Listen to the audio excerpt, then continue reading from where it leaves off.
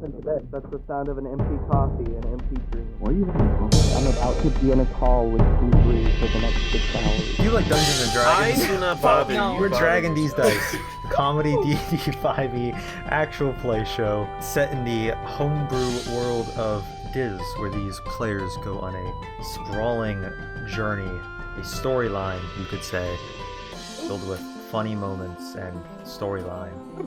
Skelly fights her own demons. Skelly is her own demons. Guys, you guys are. This is so rude. You're gonna make a joke and you're gonna blame us for it, but deep down you're like, damn, I shouldn't have made that joke. I'm a failure. And then, whoa. Whoa. Our unlikely heroes have arrived in the desert city of Fyron Ethan on a pursuit of a cure for Balthazar because of a curse inflicted on him by a lobster deity. The Kithslit dynasty granted their request to meet with their mages on the condition they clear a tunnel to the holy temple from creatures living within it. On entering this tunnel, it appeared to be alive, changing to a cacophony of small holes, but the trypophobic horror was also accompanied by mutated bats and aberrations that were revealed to stem from a stone portal under the tunnel. This portal seemed to not be fully activated, but enough to let in a leak from a strange dimension known as the Far Realm, with jumbled writing of a foreign language etched into an archway over it. Priest of the temple, and distant relative of the Kithslit family, explained that construction of the tunnel uncovered this portal, and a group of paladins accidentally turned it on, leading to only one survivor, a man named Moth, who attempted and failed to resurrect his deceased husband, causing a spiral into madness and grief, which led him to hunting fellow paladins to send messengers to the afterlife. But now the group has finally returned to the royal palace to meet with the Council of Mages. Y'all ever get that pain in your spine? No. I'm not gonna. I think next time we see Mulf, we Oh. should ask if he I'm likes. not turning into I a think we should lobster, kill so I him. don't know how that feels. You all are currently in this main hall of the royal chambers, but you're going to a room off to the side near the throne and council seats. This room has a closed door, but from under the cracks you see fog going out and spreading through the room faintly. Some flashing lights that you can see under this doorway. Ooh. Fancy Mage glow moments. activities. We should probably knock. You don't really want to get hit with anything. Probably doing it. I'm gonna knock on the door. By the way, it's currently like nighttime. The Royal Council is not in session, so you're in this place. There's still guards here and things, but not as many. Standing at attention, just kind of guarding the place generally, but there's no like royal people in this room. But you knock on this, the door to the Mages Council. You hear what sounds like multiple people on the other side of this room. Then one person opens the door. It's a short woman, wrinkled skin, very poor posture. She has like a hunchback.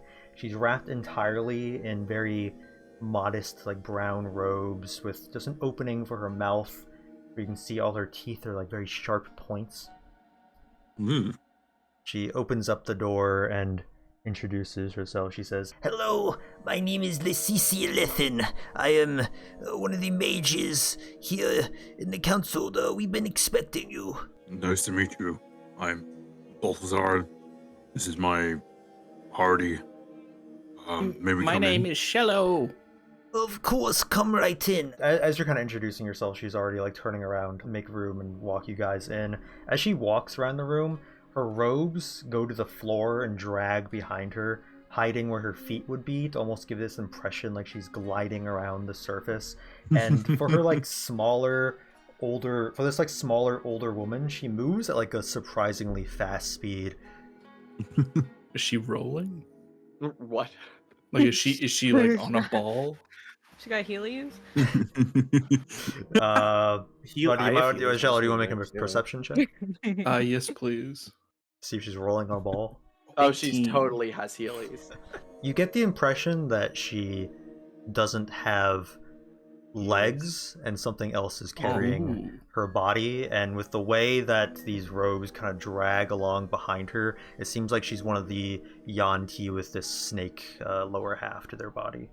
A ghost. But looking around this room as this woman leads you in, It's very, very moody in here. It's dark with like candles lighting up the place just faintly, but it's more lit up by these like magic experiments going on, vials of like glowing, colorful liquid all over the place, some fog around like the floor you guys are kicking up as you walk in. There's incense burning, some bowls and things. You see different items that seem in the process of being enchanted. You see the same woman that had entered the throne room with the bead with these items. She seems to be more of a helper within here to aid the elderly Lasisi and one other elderly looking mage in here. Her snake body is reaching her up to higher points of shelves, mixing ingredients with a pestle mortar that begin to let off like a green steam. Her name was Yasulu Zela. The other older mage in here, which the two older ones seem to be taking the most charge around here, they seem to be leading this Mage Council. This is an old man, a bit taller than Lasisi, but he's still bent over with poor posture. His skin is slightly less wrinkled, but in seeing more of it, because he's not covered in all these robes, there's this like sickly graying shade to his skin. He has a long white beard and unmanaged white hair that goes around his head, leaving a bald spot on top. And like I said, he's not wearing these like tattered brown robes. He's wearing more fancier black robes with a thin gold medallion of a coiled snake that rests at his forehead. It's being held in place by black cloth bands wrapped around his head in a way that seem to intentionally cover his eyes. Reaches out to shake your hand, Balthazar. He says, "Pleasure to meet you. I am Thakis Kithslit." Thakis, spelled Thakhus. Nice. You may have met my brother Solshman. He was the old king before Atlani. I've been on the Mage Council for the longest. Though we do not have one that takes full charge, I oversee most things within the council. Well, I appreciate you finding the time to help me with my situation. Yes, and if you don't mind me saying, you all appear fairly injured. We just helped clear the tunnel. Of course, they mentioned something about you doing that job. Really appreciate it. I will frequent these tunnels myself once they are completed. We're used to spending late hours in the lab, but I just have to ask, is this condition you have so dire that you come here straight away without resting up? Actually, the problem is that rest can't seem to fix it. I was told a bit about your condition. Blibdoolpoolp has chosen you, and she will not let you go so easily. This was a normal curse, then any mage worth their weight in spices could cast a spell and be done with it, but you meddle in the powers of gods and divine beings. That they abandoned humanity, and well, even when they walked with us, Blibdoolpoolp was no fan of the surface dwellers. Every time Yeah. they say the god's name, Sana wipes away a bit of drool. Even though she's not recognized as the level of Glycin or Corellin, Gwynvain, one of the major deities, her magic is one not to be taken lightly. A staff such as yours that gave you this curse would only typically be handled by her own priests. The staff in question wasn't handled by any priest before I had it. Who gave you this staff? Not necessarily openly gave it. They were doing bad things with it. I may have confiscated it. Well, do you know who this person was? Maybe we can have some insight into the curse. Don't believe I remember their name, but he was a Locathal. That would make sense. Locathar worshipped the lobster deity, and if you got this staff from one of them, then they were probably a very devout worshipper that used this deity's powers to channel their magic. As you guys are talking to this person, you see some more people in the room. You see over at a area that looks like it's more for potions and kind of helping Yaslu with some of the alchemy is a woman in a white mask and a headdress simple green robes and a necklace with the emblem of a sun. From where you can see where she's not covered by clothing or this mask, she has dark black skin, and she stands in this section of the room with many shelves of bottles, beakers of fluid, just all surrounding her. She seems to be more of a lead on the potion side of things. Most of the mages here have a section where they're more familiar and more in charge of. Over there is our alchemist Lelu Kithslit. She's not much of a talker, but she'll be helping us with any potions we need to cure you today, and if you need any made, she could be of assistance. Sorry, a maid? I thought she was making potions, not... Yes, if you need any potions made.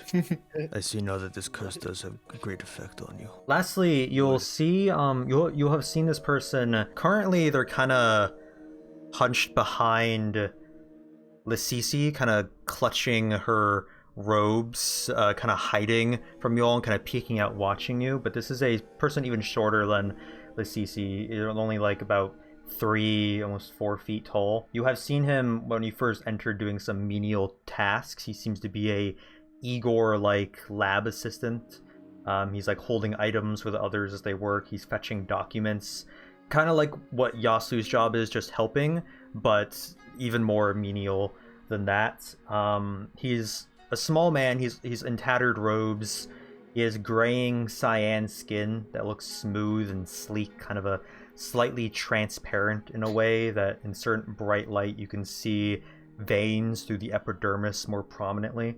And his skin folds are causing this slight wrinkling despite his younger looking age.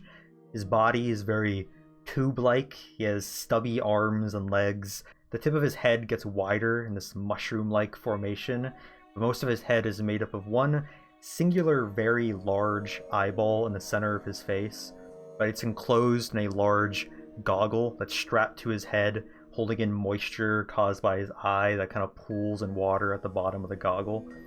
And then under his eye is a long mouth that stretches from side to side, almost like a puppet mouth.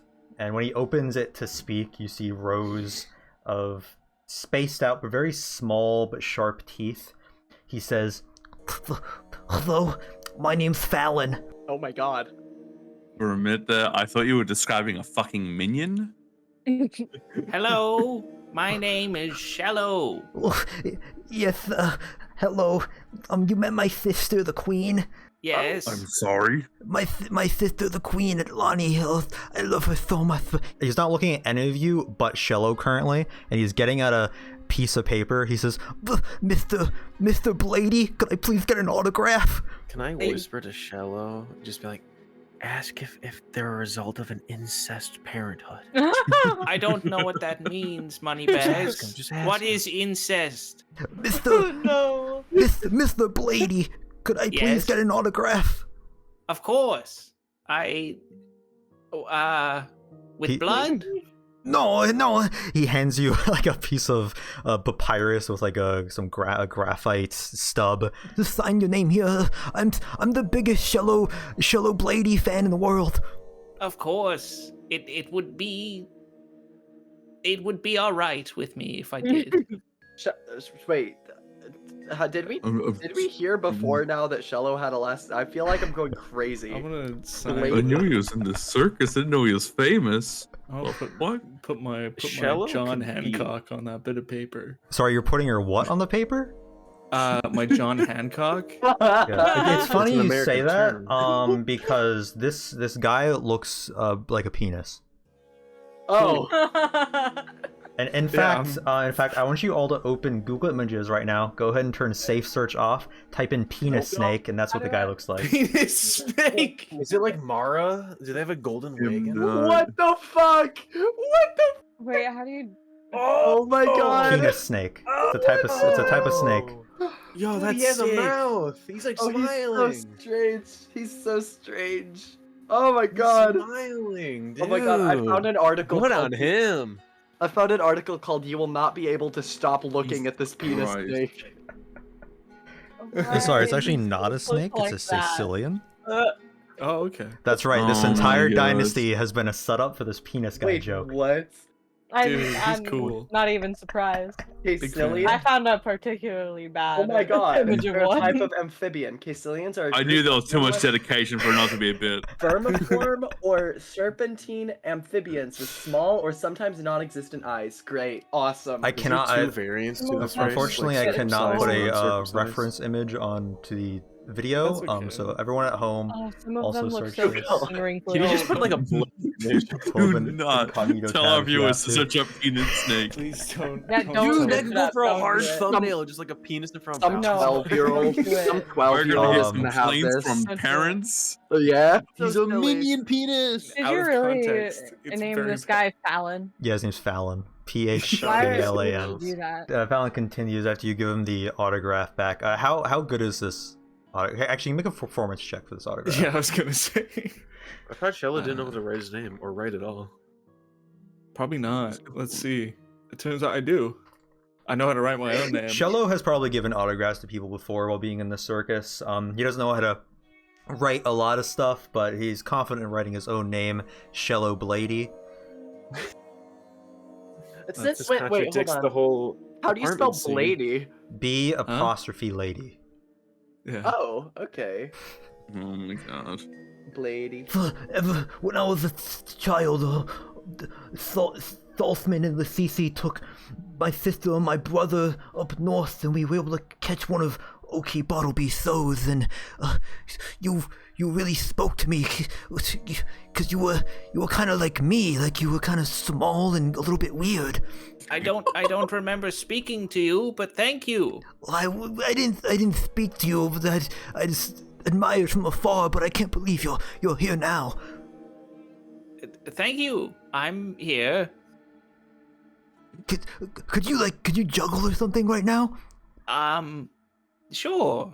I believe I mean I am fairly weak at the moment. I just haven't seen you juggle since I saw your throw when I was younger. Well, I haven't, I owe you. I haven't been out much. Oh. He's made a boy. Can I juggle? Yeah, make a performance check. Okay. Watch him roll like nothing. That's not so bad. It's Okay. You start juggling. He's watching around with his one eye, the iris, moving around to follow the blades as they go around. His mouth opens agape as he watches this. Thackus kind of steps in front. Alright, we have business to take care of. We don't have time for silly games. Apologies. My silliness will be kept on check. He's looking at Balthazar now, and he's like, To remove this curse, its divine nature, this will require work on your part as well. In order to sever the curse, we must put you into your own mind. And though we have the means to do so, once you are inside, you will be on your own. You must search the crevices of your soul to what her pincers have latched onto, and find a way to release her. They're telling Balthazar to search his own crevices. he's currently leading you all to a area of this chamber that's a few seats in like a half circle formation. You're shown these like wooden seats. They kind of hold you upright, but also have this mechanism that can recline you back, kind of like a dentist seat, you know? Mm-hmm. They kind of fluff like a pillow on like the lower backs of them and get them ready for you all to sit on, preparing all of them for all of you. Is there a hint of lobstery smell from Balthazar? Make a perception check. I'm good at those. No, I'm not. 11. He's a little bit like stinky just from like not having bathed in a little bit, but not Classic human. also most people on like adventures will like end up stinking because it's like Middle Ages equivalent, so but you're not getting any lobster smell or any fishy smell specifically. Normal. Guess we'll sit in the chairs. We can send all of you, your companions, into your mind in order to help you in this task so you're not alone. We have to fight it? Inside his what? In his mind, she will have found a hiding spot within your deepest and darkest memories in order to keep you away. If the lobster goddess's curse is having such a toll on your physical body, I can only imagine the extent her divine aspect is taking up within you, within your soul, your mind. Just out of curiosity, what if we go in and we can't beat it? Well, luckily, physically right now you'll look a bit banged up, but once you go into your mind, you'll feel more reset and refreshed. However, if one of you were to perish within the mind, that could cause your physical body outside of it to convulse, and your brain will basically become a vegetable. Oh no. Oh. Would we? That So we sounds would all go tasty. naked into his brain? Like, what's You do not have to undress, no. No, I mean, Unless you but, want like, to. mentally, like, no, hell no, not probably him. I'm just mean, like, when we're in his head, how are we gonna do things without our stuff? The same way that you all remember how you are now, you'll take your memories of yourselves as you are currently into your friends' minds, and you will act as you do now. Are we gonna become the dream versions of ourselves? Yes. That's crazy. If you seem to be injured within your mind, we will have to attempt to cure you from the outside with potions. Oh. This is terrifying. Your own, right? honestly. You will use your potions if you have them. Oh. I think it's I'd like to tap on my pockets and shrug at them. Make a persuasion check.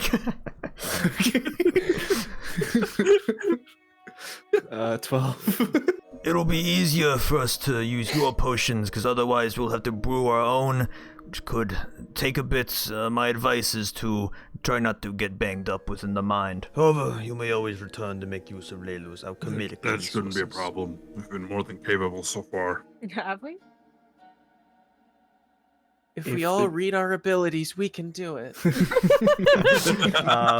They're kind of waiting for you all to sit into these chairs now to continue to the next steps. Can I I'll sit? take it. Down. Can I sit down, the one not next to Balthazar? Yeah. Jesus.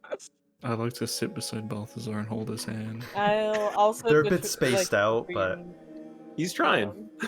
I'm reaching. and as you all sit down, Fallon comes by each one of you and begins to restrain you down, putting these leather straps over you and Oh. tightening them into place. Lassisi goes up on this like sort of altar thing in front of these seats and says, Are you all ready to delve into the one known as Balthazar's mind? I'm Going ready. into a human's mind. Oh. Then I will now send you all into the Mind Palace to rid Balthazar of this curse. Lassisi lifts her arms up, and from the bottom of these seats rises what looks like molted snakeskin that then wraps around each of you individually. Oh. Foreskin. Stop it. It compresses in as your vision starts to go black. You all begin to see bursts of light, colorful electricity, like you're seeing your synapses firing off as you feel yourselves thrust into motion, like the takeoff of a roller coaster. And these lights are now speeding past you in such a motion that they begin to look like small white dots and then start to drift like snowfall as you all look around, and now no longer in motion. You see each other, all of you just floating in this empty space.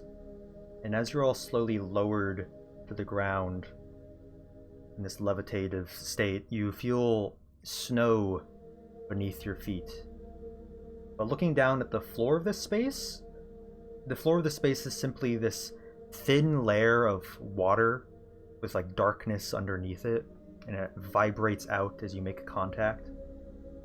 Cool. And then a snowstorm begins to pick up, but it's not cold. It feels actually sort of pleasant to you all. You're all sort of dazed into losing your guard in this space. A feeling akin to being on a kind of drug.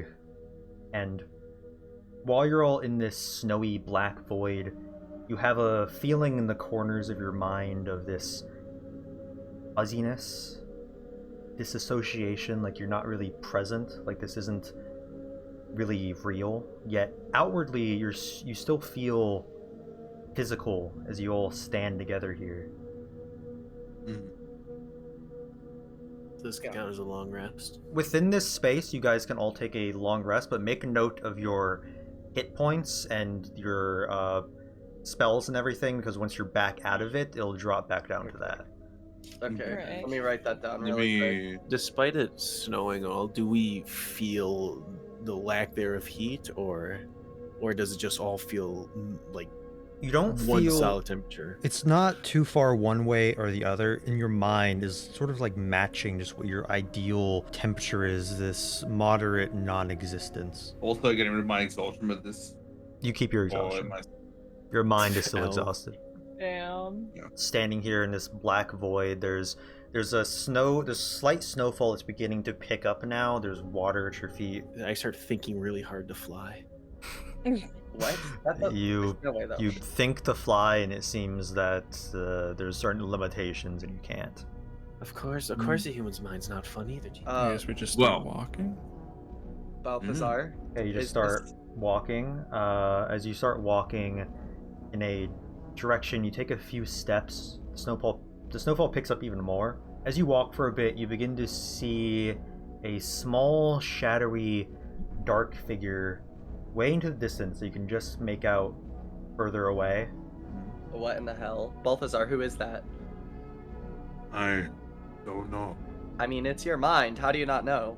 Pebble, do you want to make a perception check? Hell yeah, I do. Probably his dark urges. Is alphabetical? Oh my god, it's alphabetical. Wow.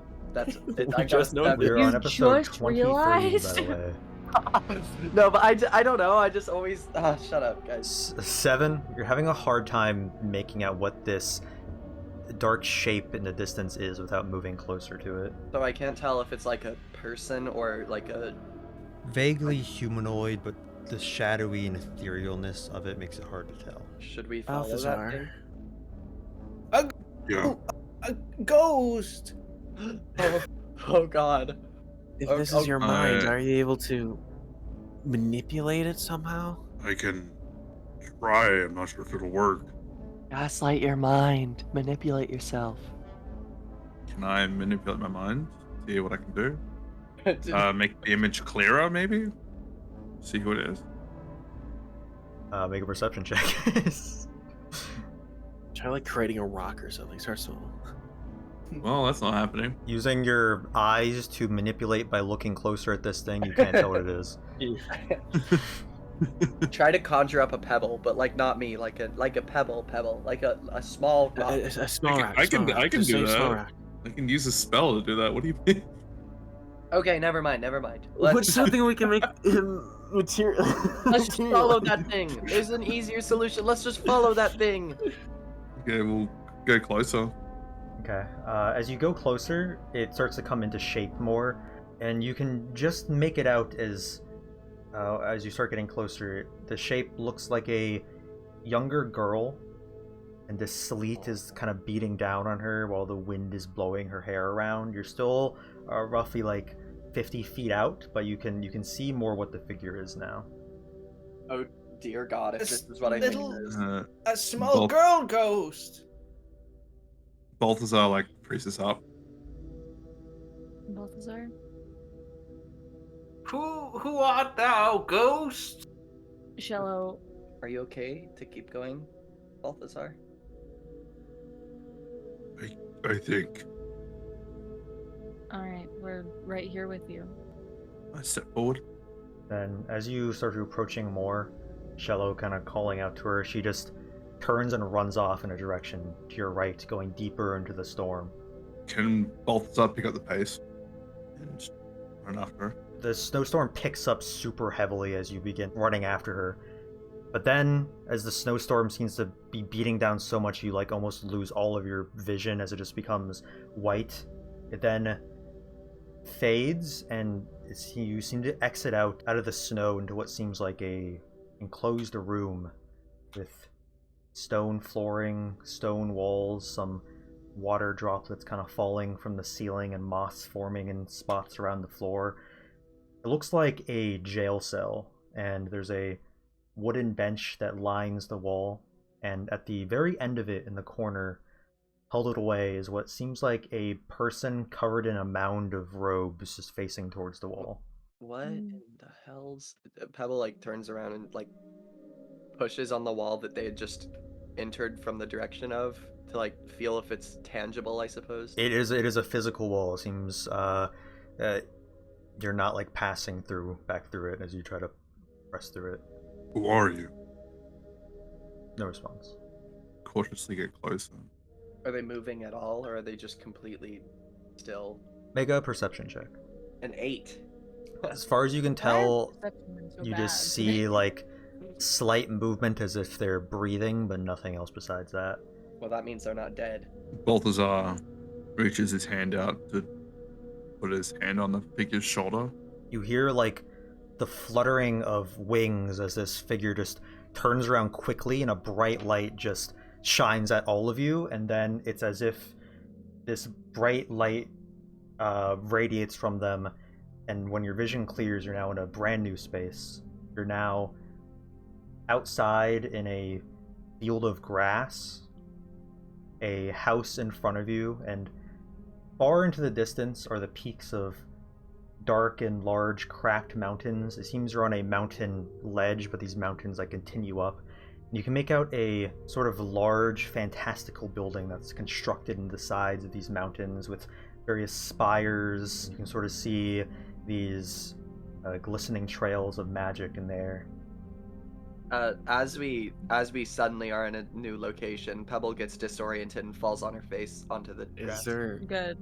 is there any noise, or is it relatively silent? As you're studying the scenery, trying to kind of listen for something, you're suddenly surprised by what sounds like giant explosions behind you. And as these explosions happen, you see strands and missiles of just pure, like, arcane magical power shoot through you all, but your forms all seem like ethereal, and these beams like simply pass through you, and instead they connect in with this house, bursting into it, shattering windows and setting it alight with this magical color changing fire, and this barrage of just arcane power is just raining down and not letting up currently.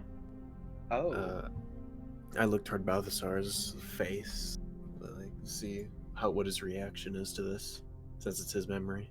Balthazar is frozen. Eyes slightly welting up. Oh. As you look towards Balthazar, you see behind all of you, these figures begin to materialize in the space. Something like 20, 30 mages that all like appear here, just firing spells off towards this house. Fuck.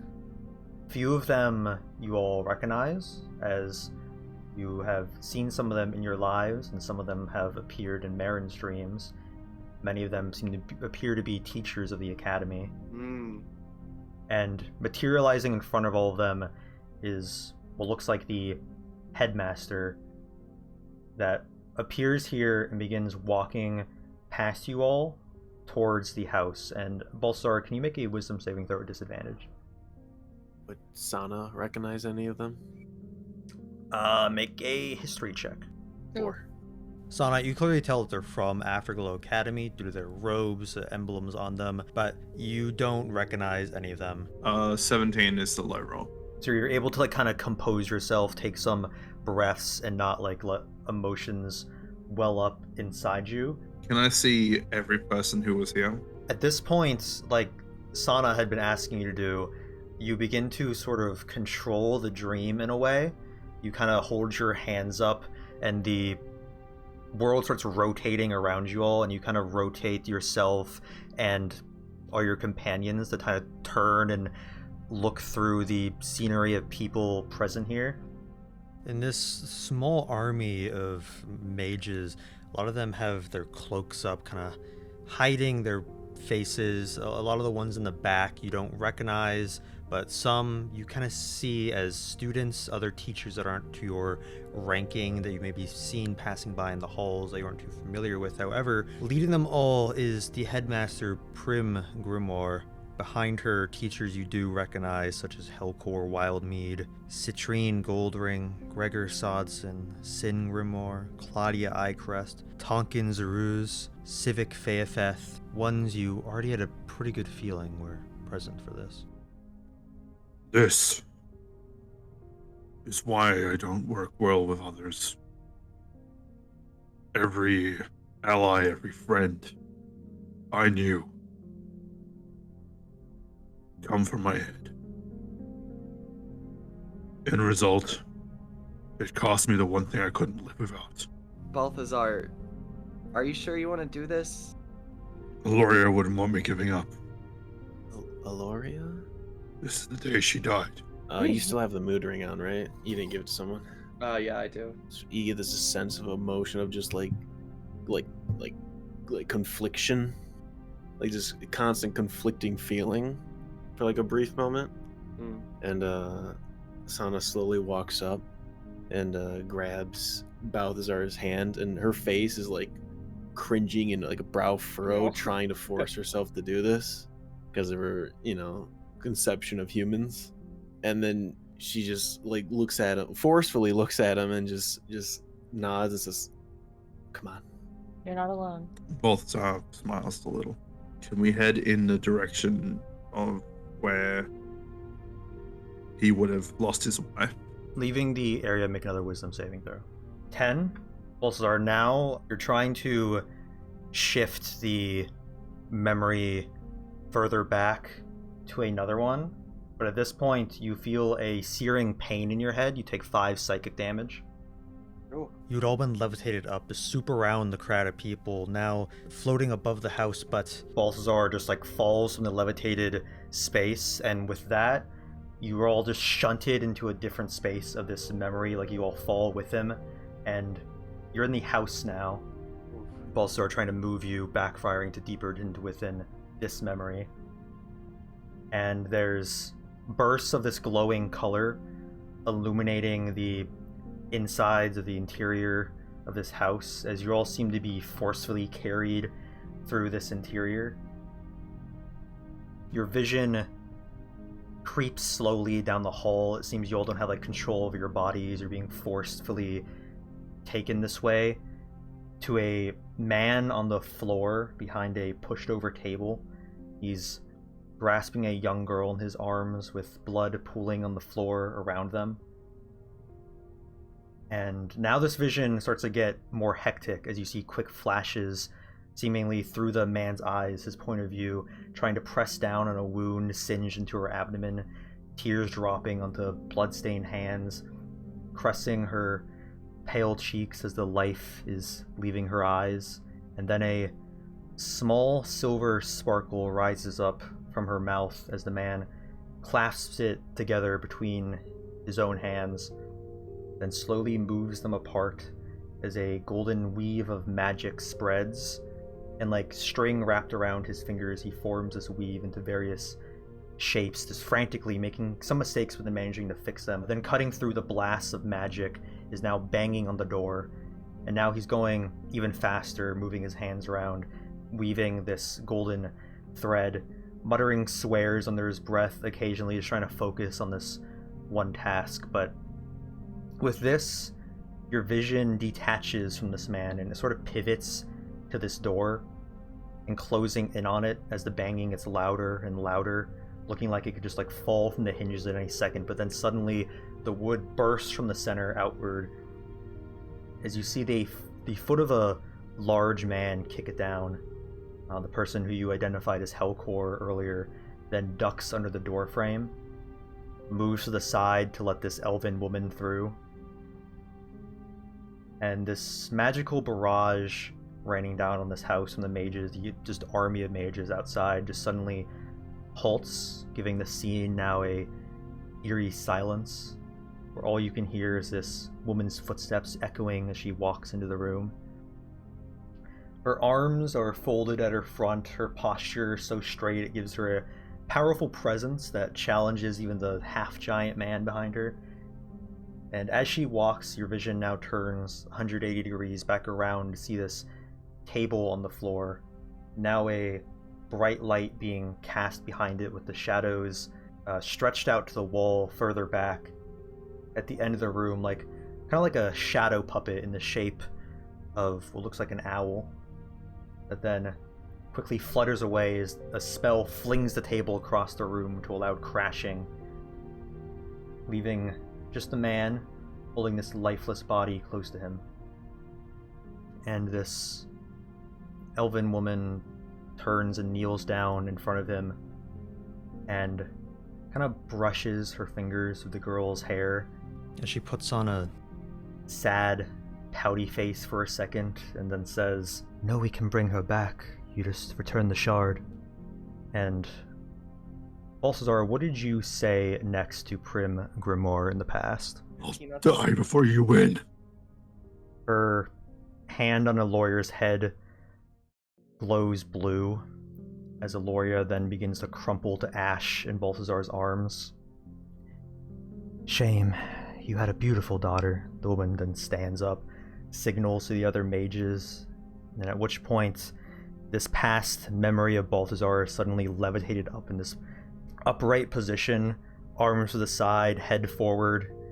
He's beginning to be floated out of the house. You all are still unable to control your own bodies here as a man with long hair adorned in green fabric, close to the floor, crouched down. He puts a finger to his lips, just going, "Shh," and he casts a silence spell on Balthazar, so he's unable to use his spells. Balthazar still kind of reeling from this psychic damage he took, emotions kind of getting to him, still not able to control the dream the way he wants to, the way he was a few moments ago. This memory now dissolves into another, hanging on this strange man's face as the scenery around him morphs into what looks like a school classroom. And you'll begin to move backwards now, and more of this room becomes visible. This guy is once again in a low crouch, but he's now on top of a desk. Just crouching on top of this teacher's desk, using a wand to form an illusory duplicate of himself in the middle of a classroom. And there's lines of tables with these younger mages sitting and intently taking notes, some of them practicing the spell for themselves. But most of their duplicates are getting like the proportions wrong. A lot of it looks strange and weird. Some of them are nailing it, but most of them aren't too great. It seems to be early on in their practices. But this room has bookshelves lining the walls. There's windows behind the teacher's desk with bright light shining through.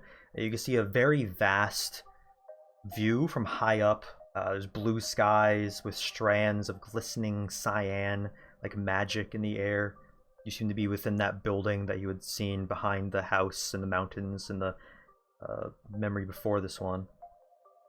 And you feel your body start to move to the left, like they're slowly being pulled by something else. Your ethereal forms pass through the wall now into the next classroom with a mostly identical setup, but there's a tiefling with light blue skin and yellow eyes, purple horns, that casts a spell on a student that at once just stands up and walks over to the teacher's desk, all the other students kind of laughing, and then this kid picks up a bag and begins to pull a long enchanted sword out of this bag, the proportions looking wrong, so you identify this as a bag of holding that can hold more than what it leads on. And the students all ooh and ah at this, and then you're continuing now being pulled into the next classroom on the left, where a large Loxodon is casting spells on a mound of mud in the middle of the classroom. And in this room, the desks and chairs are all pushed to the side, just sort of haphazardly as the kids stand around this pile of mud. And this mud hardens into this rock-like boulder that then begins to levitate. And it moves around the room and reduces in size to a small pebble landing in the elephant's hand. And the kids all like clap at this as you pass through the wall into the next class you're now in, that has the Blinds drawn to be dark. There's candles giving a moody atmosphere as a younger elven woman with this long black hair is laughing kind of maniacally as she's making a skeleton in the room rise from the dead and dancing around as kids sort of cower in fear behind their desks. But then, moving to the next room, the students are drawing glyphs on the floor with chalk. This seems to be sort of magical in nature. One teen pulls out like a little straw and he shoots like a spitball at this lanky satyr that's teaching the class, and the spitball, while in air, like sprouts these legs like a spider and lands on the teacher's face, causing him to shriek as you all pass through into the next room where students are gathering around a large scrying mirror that an older bald woman is there that then shifts this screen into an image of the satyr in the other room trying to get a spider off his face. And these kids are all like laughing as this woman has like a stern, like unfazed look on her face as you all pass into the next room where a half giant with a big red beard instructs students practicing shooting various magical spells at these wooden dummies. Some spells setting them ablaze, some freezing them. One kid like blows over a dummy with a gust of wind. Then you pass through to the next room where you see Balthazar, and he's writing on a chalkboard. Students looking very intently at him as he seems to be lecturing. The chalkboard has this diagram of the classroom. This Balthazar draws a line from his position to the back of the room, then circles that spot real fast. He turns around, begins casting a spell on himself, and then just pop, he vanishes. All the kids then turn around expectantly, but they stay there just like staring. Some of their faces become like more confused, kind of looking around when suddenly you're all tugged further downward now with just great speed, passing through floors upon floors, and you go through what looks like a cafeteria, a library, storage rooms, or a big room with like cages of magical creatures, and finally, many levels down, what looks like a dark cellar of equipment, where this Balthazar then pops into place, suddenly looking around, confused. His body looking like it's slightly staticky and sort of glitching. Strands of magic lingering on him and extending out to a shard of a dragon scale. It's being held up by metal clamps. And as these magic weaves in the air begin to fade away, they lead Balthazar's vision to this dragon scale as he hesitantly approaches it. Before he could truly study this artifact, there's this noise of a door opening behind him, and he just instantly snatches the scale, putting it into a pocket on his chest and popping back out of the room. And with that, Balthazar, can you make another wisdom saving throw? Well, fuck. This is wild. Holy shit. You take 8 psychic damage now. You roll for a second before you go into a new memory. You look around at Balthazar, and he's like on the floor right now, just like gripping his head, looking down, like looking like he's like trying not to scream right now. And all of your vision sort of like whirlpools, and it like swirls further back in time. You see this montage of different moments in Balthazar's life. Flashes of Balthazar teaching lessons, tutoring the likes of Theran and Gile that he had met previously to be his students. Him just like supervising proms with his arms crossed, like watching students as they like dance like too close and stuff. Coming home to his daughter after a late night in like the school office, her like having cooked herself like a meal and things like that. You see Balthazar out for a night out with drinks at the pub with Helcor. You see himself graduating from the academy with the headmaster giving a speech. Then you see him writing essays. You see him developing his own conjuration spell as a sort of graduation project. He's experimenting with these small ethereal pocket dimensions for storing small objects. You see him meeting many of his fellow students that he'd eventually teach with, that some of you have come into contact with. You see him spending long hours in a library studying. You see him coming home to a older, blind elven man in this custodial garb, babysitting a very young Aloria.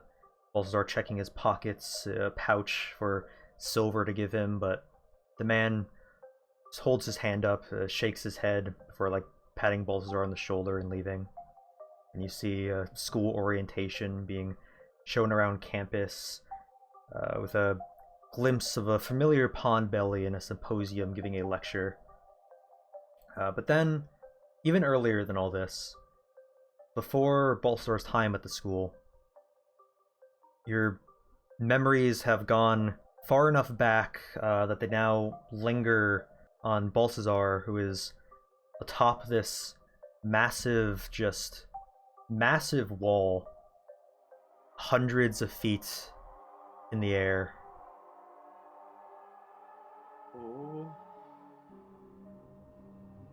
You see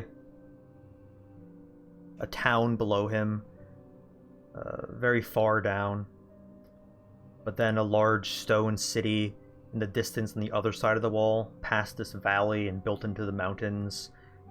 Very brutalist architecture, reminiscent of Fire and Ethan, except made out of stone instead of brass and metal. And it seems like this blizzard is moving in. Balthazar stands watch, kind of huddling his body together with his spear. The snow picks up, and your vision blurs before you hear a huge crashing from below. And Balthazar gazes the hundreds of feet to the bottom of this massive, what looks like a wall, but you kind of make out as having like these giant doors that make it look like a gate. And there's a huge giant with a club in hand who has burst through this wall, wreaking havoc on the town below. This town being like a modest, mostly just stone, mostly wooden buildings. But Balthazar's eyes dart to a very specific house.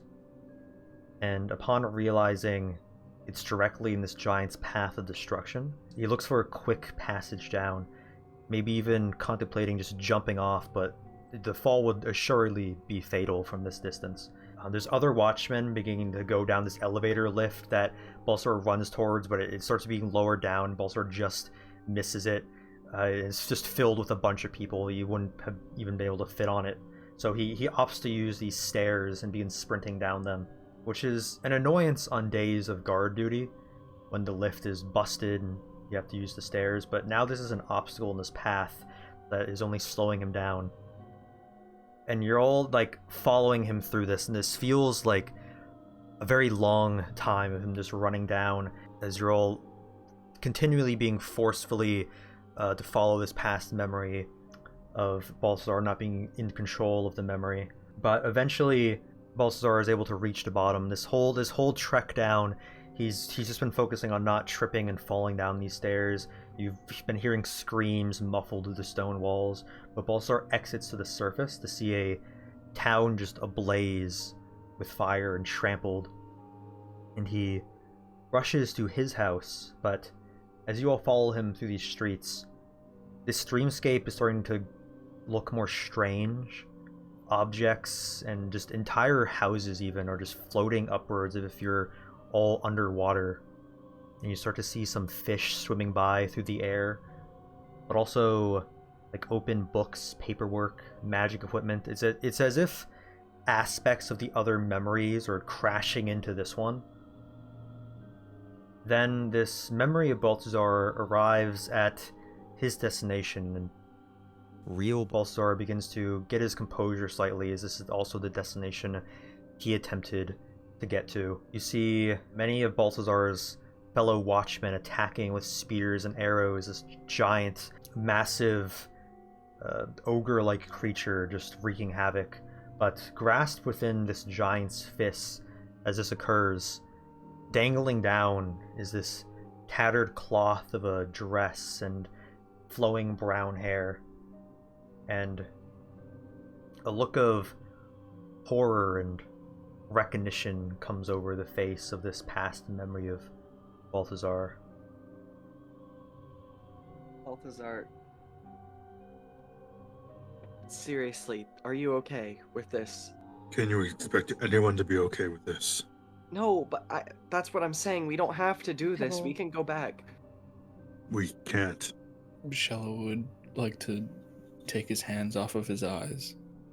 Oh my god. Oh my Because god. he's been covering his eyes the past while since the ghost. And Oh he's my gonna God. look around and be like, Where? What? Where? What? Hello, Owlman. Where do we go now? We go forward. Zar keeps stepping forward toward the younger portrayal of Balthazar and the giant that they are fighting. This dreamscape like sequence is kind of slowing down currently, like it's in sort of this slow motion for the entire scene, except you all and this memory of Balthazar who's just there with this look on his face, just watching this all transpire. I want to put a hand on his shoulder, or at least attempt to. Okay, can you make another wisdom saving throw at disadvantage? Yeah, 15. As you press your hand against this past you's shoulder, he just bursts like a water balloon. Everything throughout this scene just starts bursting into this water, and a giant whirlpool just takes this entire space, and these massive waves kind of thrust you all back. And getting up, looking around, the visage of the past Balthazar is nowhere to be seen, and it looks even more as though you're at the bottom of the sea right now.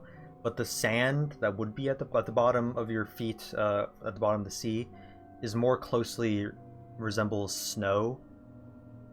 But yet it's still overtop this layer of, like, this thin layer of water at the bottom that's persistent throughout this entire dreamscape that each of these scenes have been in. Various vignettes reconstructed in this black void with this layer of water underneath. A mise en scène of Balthazar's mind. An accurate representation, but now nothing in this space is really making like logical sense. There's this strange mixture of waves and snowy destruction of a town. But past the rubbles of these destroyed buildings, you see a massive hand, blue with frost, stretching out of the ground. It appears to be the giant's hand, now buried under this snow. Seemingly just frozen solid, almost like a statue. And it appears that a woman is just floating over the palm in this space, just hair flowing and dress flowing like underwater. Ooh, what does a woman look like? Balthazar, do you want to describe your wife? Oh. Her name is Grisha. Slightly shorter than me. Long brown hair. Beautiful as the day I lost her. So, if she's shorter than you, is she actually a dwarf, or is she a human? Bruh. She's human. You said it feels like we're underwater, right? You can't like swim around. It just appears to be in appearance you're like at the bottom of a seafloor. How high up would you say it? She's like floating? Just waist high, laid down. I'd like to approach her. Okay, what are the rest of you doing as Balthazar approaches? I'm gonna give him space. I don't want to intrude. Probably be a little close behind, but not like like enough to personal give space, but not too close. Aaron's gonna do the same. I'm gonna march on right beside Balthazar. Oh my god. Oh god. Shello, roll a wisdom saving throw. Okay. Oh hell yeah, I got a -1. Okay. Balthazar is walking forward, but as he gets like onto the palm of this like hand coming out of the this snow, Shello, you try to follow, but this force just kind of pushes you back, throws you prone onto the ground in front of Marin's feet as Balthazar just continues walking forward. So just gets absolutely clotheslined by the invisible force. And Balthazar, what are you doing once you reach this woman? Pull her down to meet me at eyeline. As you take this woman in your arms, she's at first sort of limp and lifeless, but as you pull her closer, she begins to crack like ice almost, and she starts to animate to life, just moving forward, pulling you into an embrace, arms wrapping around you, pulling you in, kind of forcefully, not what you expect. You're kind of surprised, and she's like cold, like a lifeless body is, and what looks like ice and frost is forming around her, but also patches of what look like barnacles, and in places shell instead of skin. And he presses her hand against your face, and it begins to sort of feel like it pinches your skin like a claw. Her mouth begins to speak words. You came to me for power. Don't you see what you lose without it? And with that, her face washes over with this sea foam, and then like seeing a reflection, when you look into a puddle of water or body of water, you see just your wife's face, but then your daughter's face. It slowly shifts into Marin's face, and then shifts into Shello's face, then dissolving into Pebble's, and then finally into Sana's, and then dissolving one last time. You're simply left looking into your own reflection, but it's kind of like the memories you've been seeing, but it looks at you sort of strangely, like it's not really your reflection, like there's something on the other side of this pool of water on this woman's face. Make a wisdom saving throw, as looking into this reflection, you feel this call of the void that seems to be pulling you inward. And with your 10, this reflection then bursts out into this watery mist that then goes around this space within this void, these ruins of this village, and it starts to whirlpool into 3 different forms that appear to be visages of Balthazar himself, but they're more dark and shadowy than the memories you've been following. Like they're changed in some way and controlled, and they begin to looks like they begin to prepare somatic components to spells. Oh fuck. God. I cannot see. That snow effect And is really fucking cool. With that, everyone will need to roll initiative. Oh crud. Am I still grappled? Yes. I rolled a 6. That's fucking insane. 13. Oh my god. There's so many Balthazars. Which one's the real one? Oh, I see the Balthazars now. Oh my god. I also Initiative. see them, but I wasn't I expecting us to see fight the multiple glimpse of ours. Balthazars. I can't see It's our a lot of Balthazar at all. Alamans. Oh, I love the water effect. Oh, I Wait. just noticed it. Water effects? I don't see. All of our Oh. circles are kind of warped. Oh, that's so cool, actually. Whoa. Oh my god. Oh, This is this is epic. fucking Ooh, awesome. This is whippy. I'd like to say rad as Holy hell. shit. From Balthazar's perspective, actually, this appears to be his wife, only like slightly icy, barnacly. But from all of your perspective, Balthazar is currently holding on to a giant lobster. Oh, he porked the lobster. I will sacrifice half my movement to stand up and then go here. Make a strength saving throw. Oh, that's good. 5. 5, you get knocked back down prone. Oh, and God that's damn. all my movement. Excuse me, Keeper of the Owl.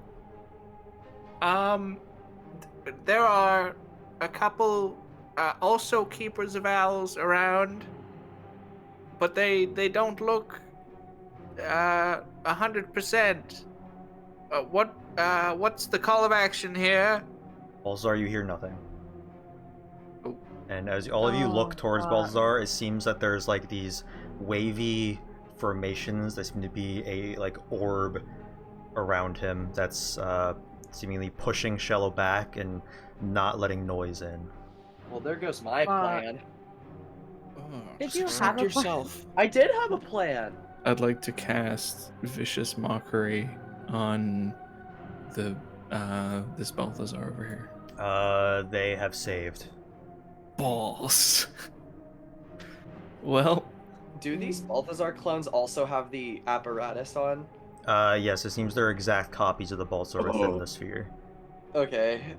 Oh, so that means that they're not copies of the Balthazar from the memory, but the current Balthazar. I'll use Bardic Inspiration for Marin. This visage of Balthazar to the right hurls a spray of acid towards Marin and Shello. Can both of you make dexterity saving throws? Do I make mine disadvantage because I'm on prone? 16. Using its bracer, splash it again. Both of you make another dexterity saving throw. Oh, shit. a natural 20.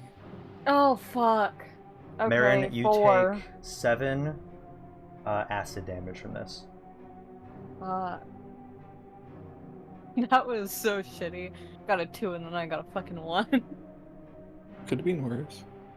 This Balthazar then moves back a step, and real Balthazar, what are you doing currently? I'm going to attempt to be ungrappled. Make just a normal strength check. 13. You seem to be unable to break out of this thing's grasp. Damn. I mean, because the thing I'm fighting a big lobster, I'm not able to use my small knife to try and harm it. Is that what you want to do? Yeah. You'd be using that as an improvised weapon, so that would be, I believe that would be an unarmed strike. 18? Yeah, you're able to hit it. 3 bludgeoning damage. Yeah, I'll roll that as piercing. So, Balthazar, you stab your wife into the gut. That ends my turn. This visage of Balthazar way in the back, a couple steps up. The pervert side of Balthazar. So he begins casting a spell, covers this area here. He flings a fireball your guys' direction. So all of you make a dexterity saving throw.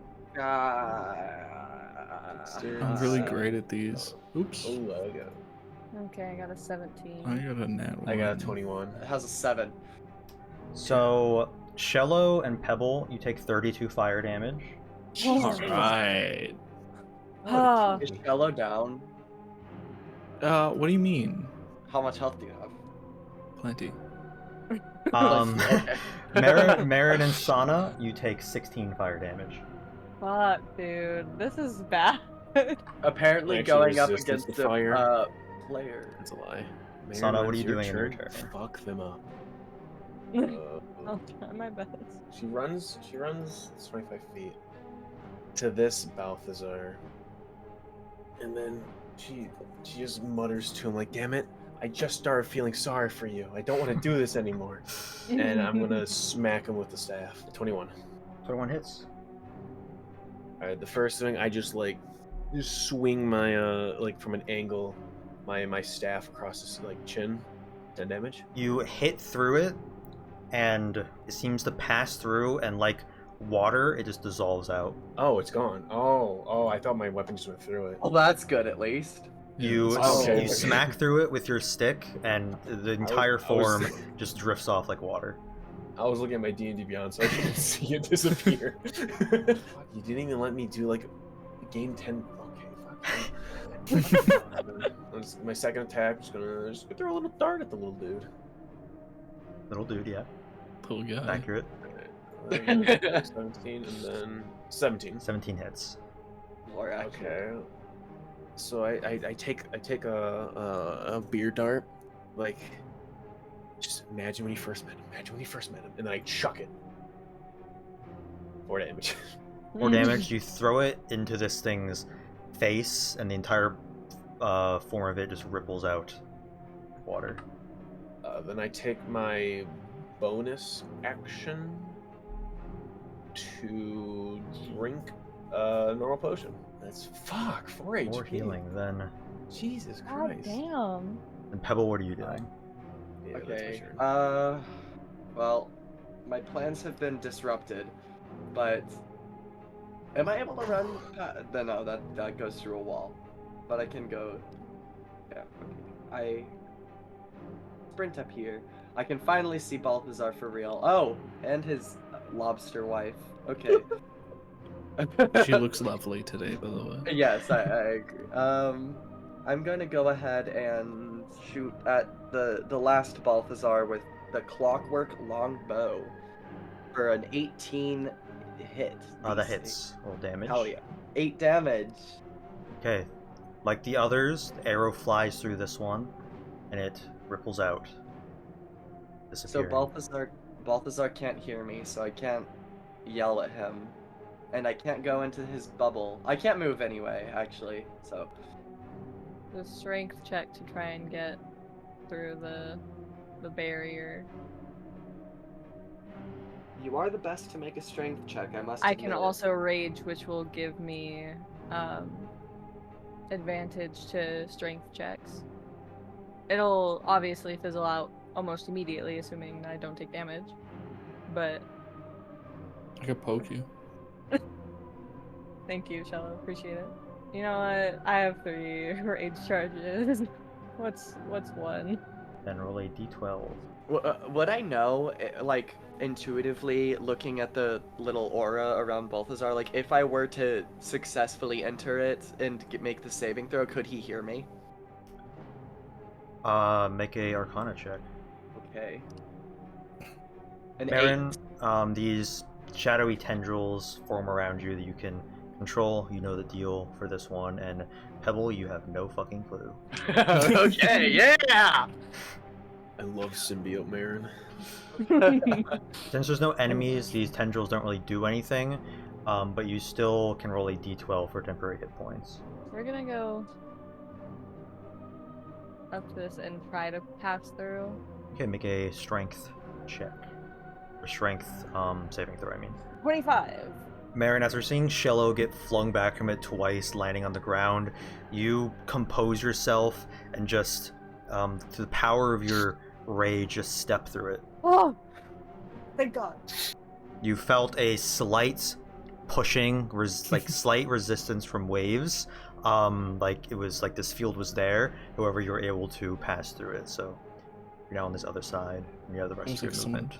Someone breathing on you. Just sent Shello back like 15 feet. I'm just gonna get closer to Balthazar, so I can see the lobster critter. Yes. Just grabbing at Balthazar, pretty much. So trying to pull him out of the grasp. I guess, yeah. That's Make probably the smartest thing to make do. a strength check then. Oh! You pull him from the claws of this thing. He is no longer grappled. Also, from your point of view, your wife is currently like holding onto you, and then Marin comes up after you stabbed her and just like pulls you away from her. Her arms like falling to her side limp. Ooh. Shello, we're back up to you, prone on the ground. What are you doing? I'd like to stand up, big and strong. Of course.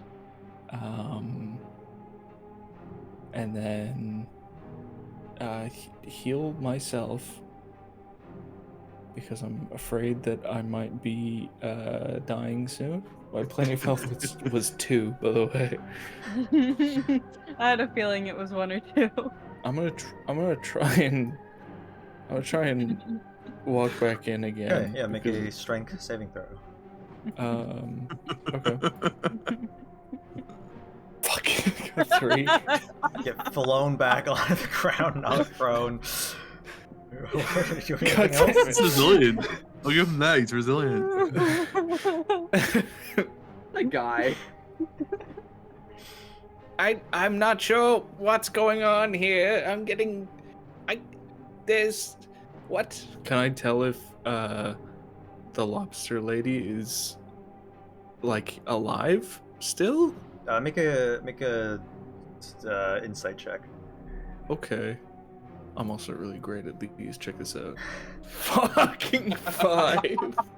See that? It's hard to tell. Its limbs are limp, but you had just seen it moving a bit moments ago. I want to shoot it. Not Balthazar, but it. I swear, if his arrow shoots back at him, I'm gonna lose it. I think it would be really funny. Does the arrow need to make a strength saving throw? No, you shoot the arrow and it gets into this field of the sphere around and just starts to like kind of float up into the air, like it can't pass through. Oh. Balthazar, your wife, her body looking lifeless, but she picks up her arm, putting it over the cut you left, and some ash sort of like drifts up into the air, and she says, "Don't you see, without me, you'll hurt the ones you care for." and then with that, 3 more spouts of water shoot out from her, forming 3 more shadow Balthazars around the map. Bruh, mitosis, god damn it!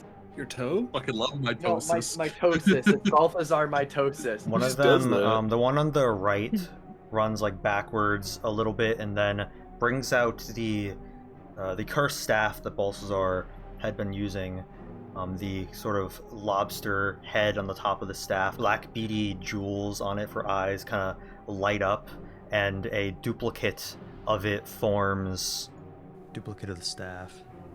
right here, except very large, and it swings down at Sana. Sana does a 19 hit.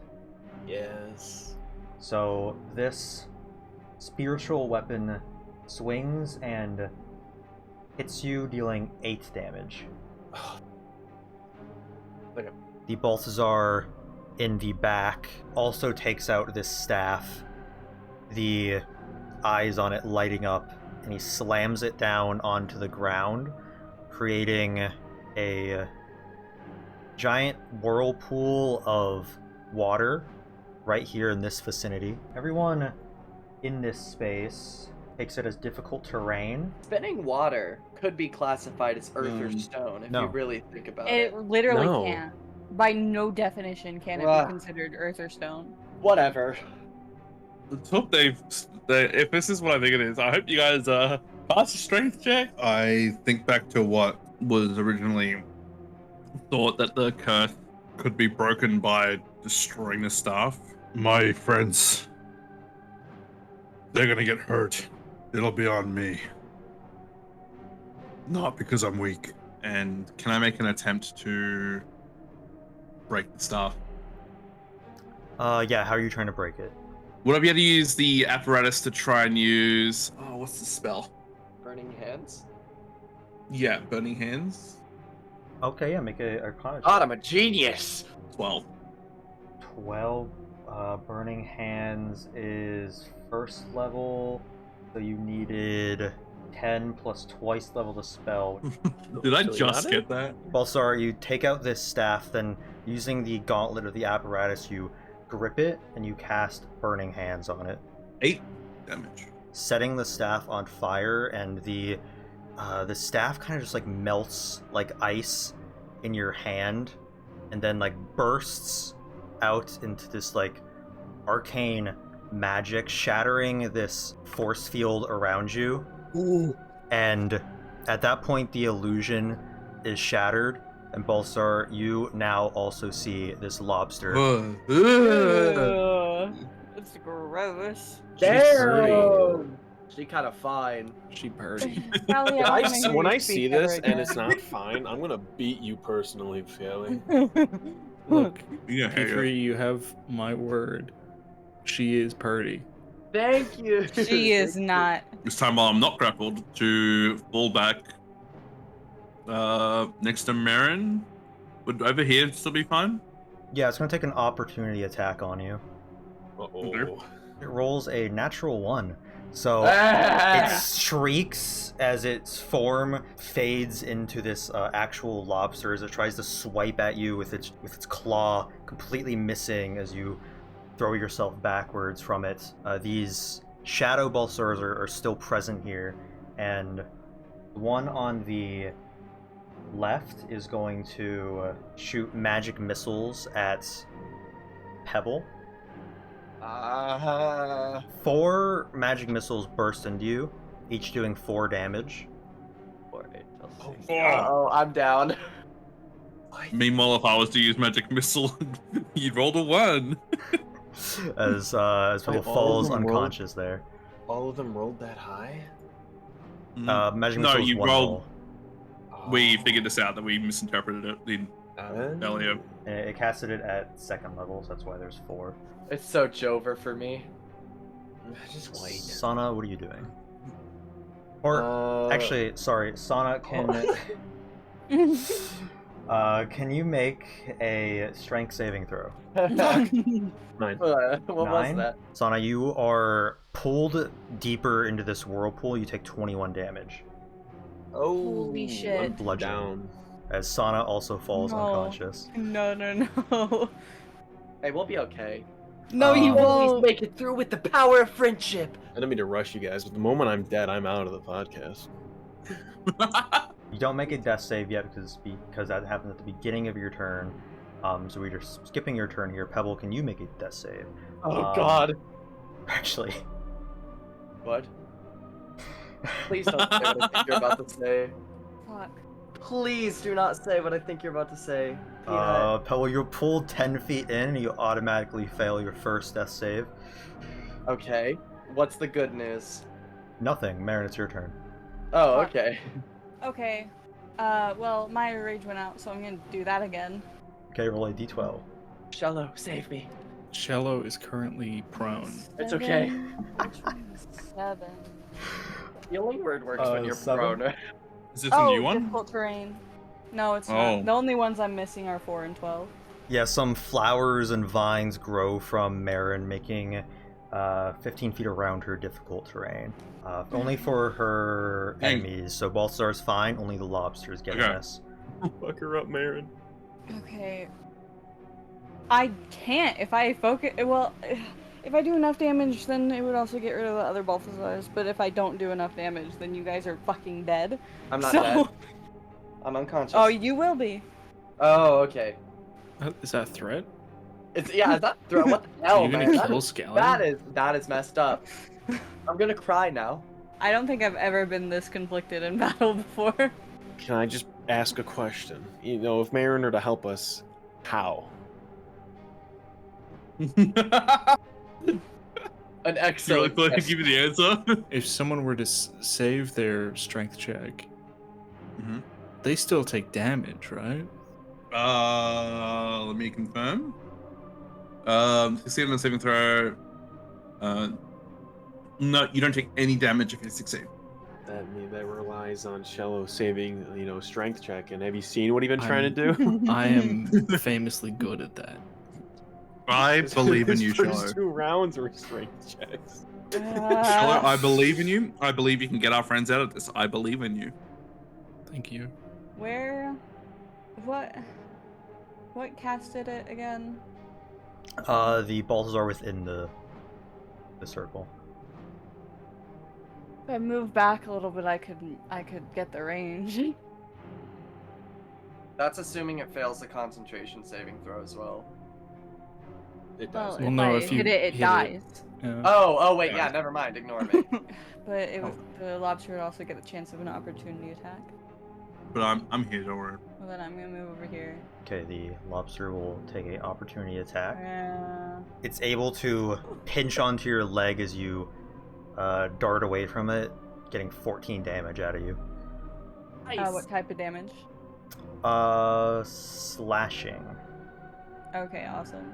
Should I take? That's half, that? remember. I know. I know. Put that I'm gonna motherfucker. shoot that bitch. Yeah. Oh, Shoot wait. Balthazar the bitch. Yeah, I'm gonna. But Bitches Which are one? more like. that didn't quite work out. Yeah, you shoot at it and it completely misses. Please don't miss. I am so mad that I rolled the same. Oh fucking Do you have my- inspiration? Oh, you do. maybe. I don't know. I'm grasping inspiration. at things. Yeah, You have a plus D8. I can't see I what haven't number that seen is. it. Okay, 7. plus 15. 7. 15. You're able to hit him. Go ahead and roll damage for that. Shello's Nat juggling 1. earlier gets to you and gives you some inspiration. Oh my god. Arrow flies fucking- through it. It disappears along with the whirlpool also Oh my god. fizzling out. Thank No you. vegetable friends huge today. W. I'm stressed. Shello, we're back up to you. Okie dokie. I'd like to use a potion on Pebble. Okay. Hip hip. 7. So Pebble's back up. Hip hip. Is that like a new Congrats. thing? Why are you saying hip hip all the time? Because they're waiting for someone to say hooray. I Yeah. hope no one does. I would like to use my healing word on Sana for 10. Oh shit. I'll stand up. Okay. Once again, proudly, walk forwards 15 feet. Right up there beside Marin. Yes, I did it. I overcame the force. Oh my god. That's Hello, inspiring, dude. Hello, Shello. But can you make a strength saving throw? Just for fun, or yeah. Okay. So as you're going through where you beside a nat 20. as you're going through where you think this field of forces, you're preparing yourself and like struggling to get through it, only to realize there's nothing there, and you keep walking. This is inspirational, I say. Does that conclude He's your truly turn? overcome himself. That's my turn. Okay, then a lair action commences. Can everyone make a Oh, wisdom shit. saving throw? Oh, I'm so mad. Oh my god, it 20, was gonna be a baby. nat 20. Wisdom save from. 5. Is mine still at disadvantage? Yes. I share mine with Pebble.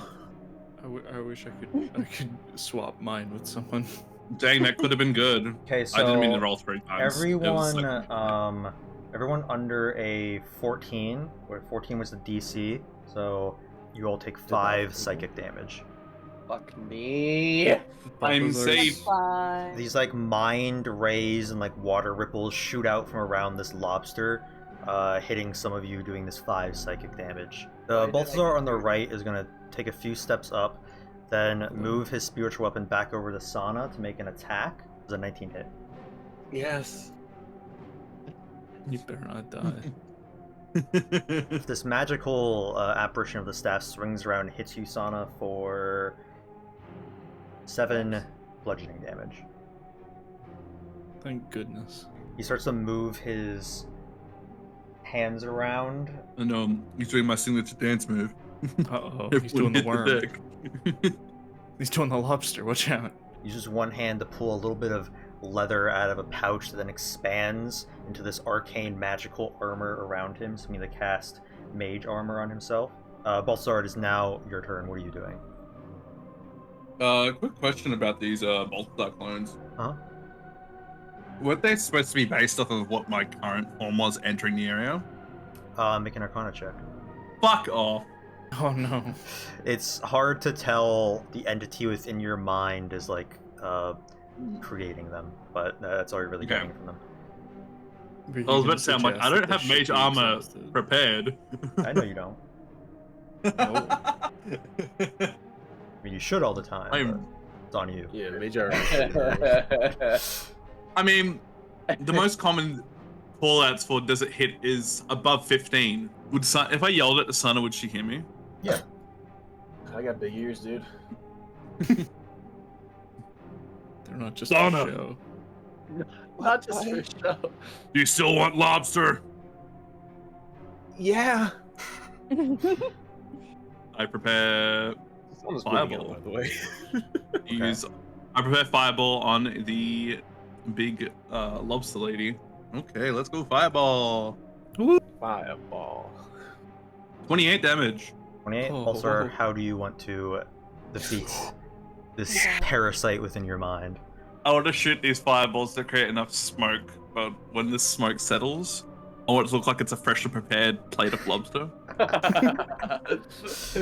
Yeah, you shoot this fireball and it's a massive explosion that kind of blows bits and pieces of the hand and like melting parts of it off.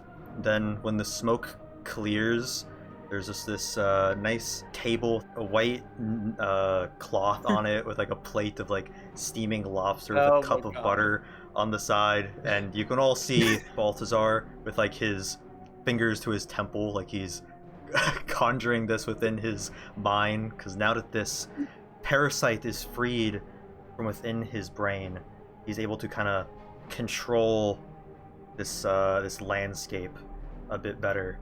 And does Balthazar make it so Sana's like ass in the air floating like a cartoon character to the smell of lobster? There's like smell lines coming off it. Your And Balthazar, as you're kind of creating this scene, something weighing in your mind has been lifted. The deity's presence seems to have been disconnected. Before you can really do some like crazy lucid dreaming shit, everything starts to get washed over with like waves. You all begin to fade out. Water gets drained from the scene, and things start to fall back in place as you remember them from your past, Balthazar. And you all start to hear the sounds of those in the Mage Council, like you're being pulled out of Balthazar's head back into the real world, kind of like exiting like a coma or something. But as this space is filling with this bright light, you see your last little glimpse of a memory from Balthazar that's kind of like flickering as you're fading out. On the floor of the ruins of his old destroyed home, Balthazar's wife's body is on the floor in front of him. And as he lays his wife down, Balthazar takes something from her arms. She died holding very close to her chest a small baby, only a few months old at most, and this woman had seemed to use her last moments before death to protect.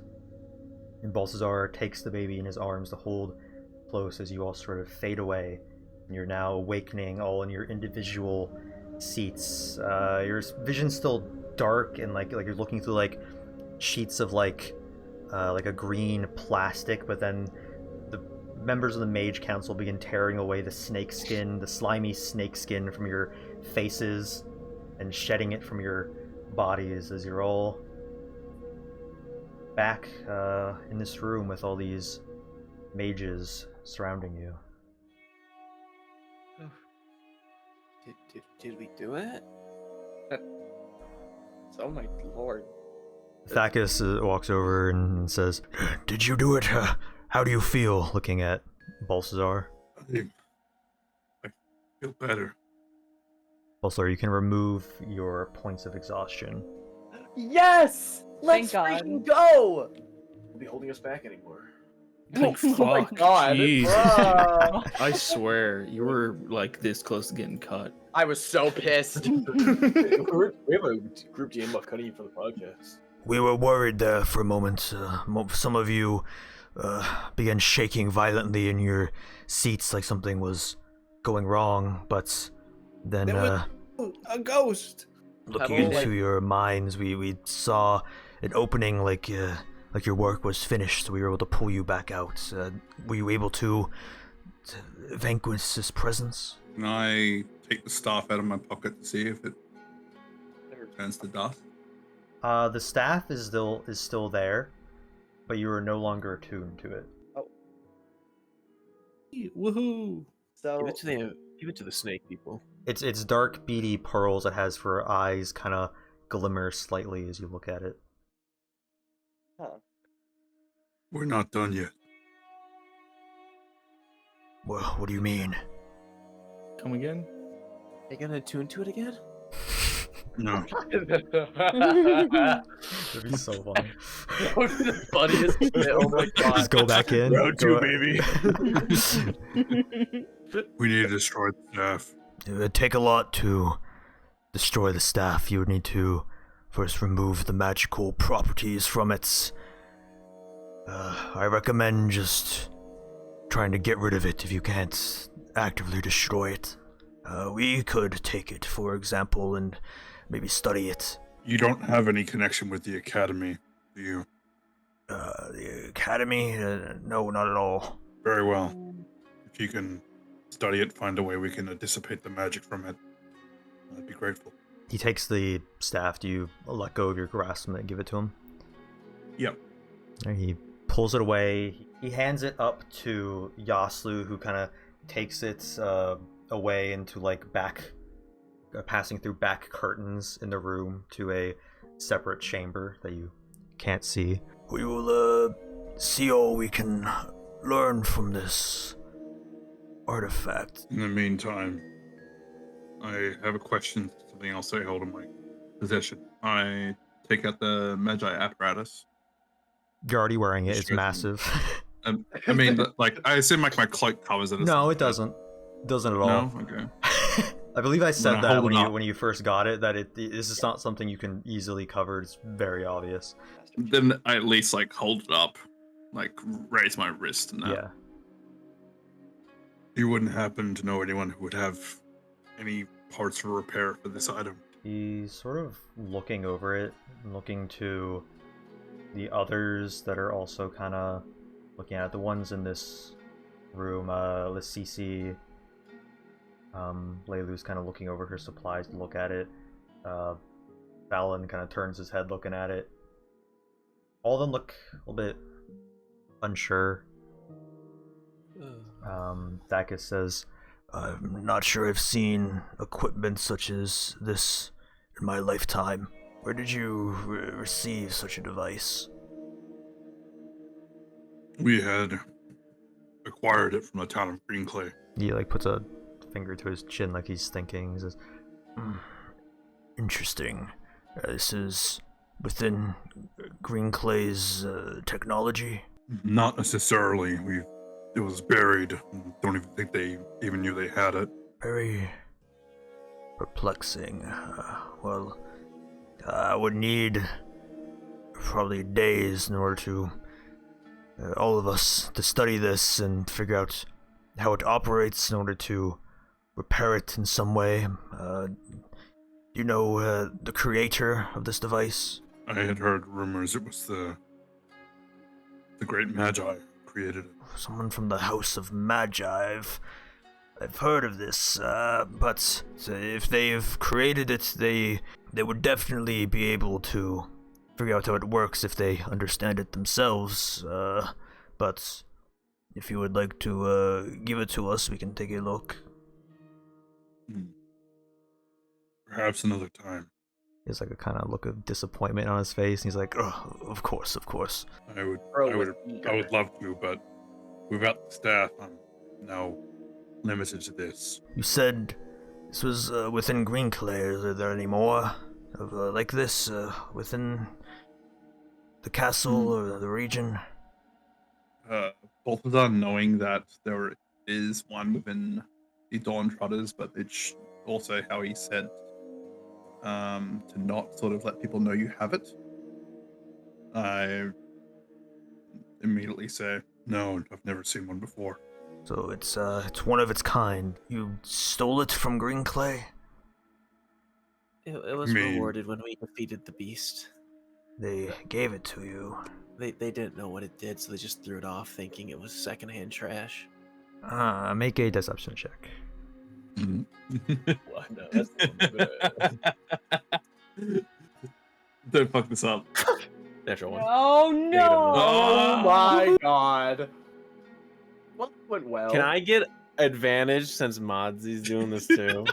No, he Like, turns throughout the around and theme. starts. Well, actually, that should have been disadvantage because Balthazar, less than a minute ago, said that Greenclay didn't know they even had it. But you already got a natural one, so not like you can get another natural one. Finger to his chin, scratching it like he's thinking still, and he's like, Very well. We could have just said we took it because I don't like Greek. I don't want them stealing it from us. That's what I'm worried They're about. not gonna steal it. Fucking thing's strapped to my arm. They're not stealing it. You sleep with it on? Yes, it's In- strapped in like to my a- arm. It's quite comfortable. he kind of eyes the CC a bit, gives a little nod, then Thakis turns back around and he says, Well, I assume services are finished for you all if you're able to find what you need within your own mind and disrupt this curse. We did. I want to thank you. It was simply a gift granted to you for doing a job for us, just like that armor was gifted to you. his look kind of lingers on you a little bit, kind of looking at your face, and he says, Well, as I'm sure you've been told, you have rooms set up within the royal chambers.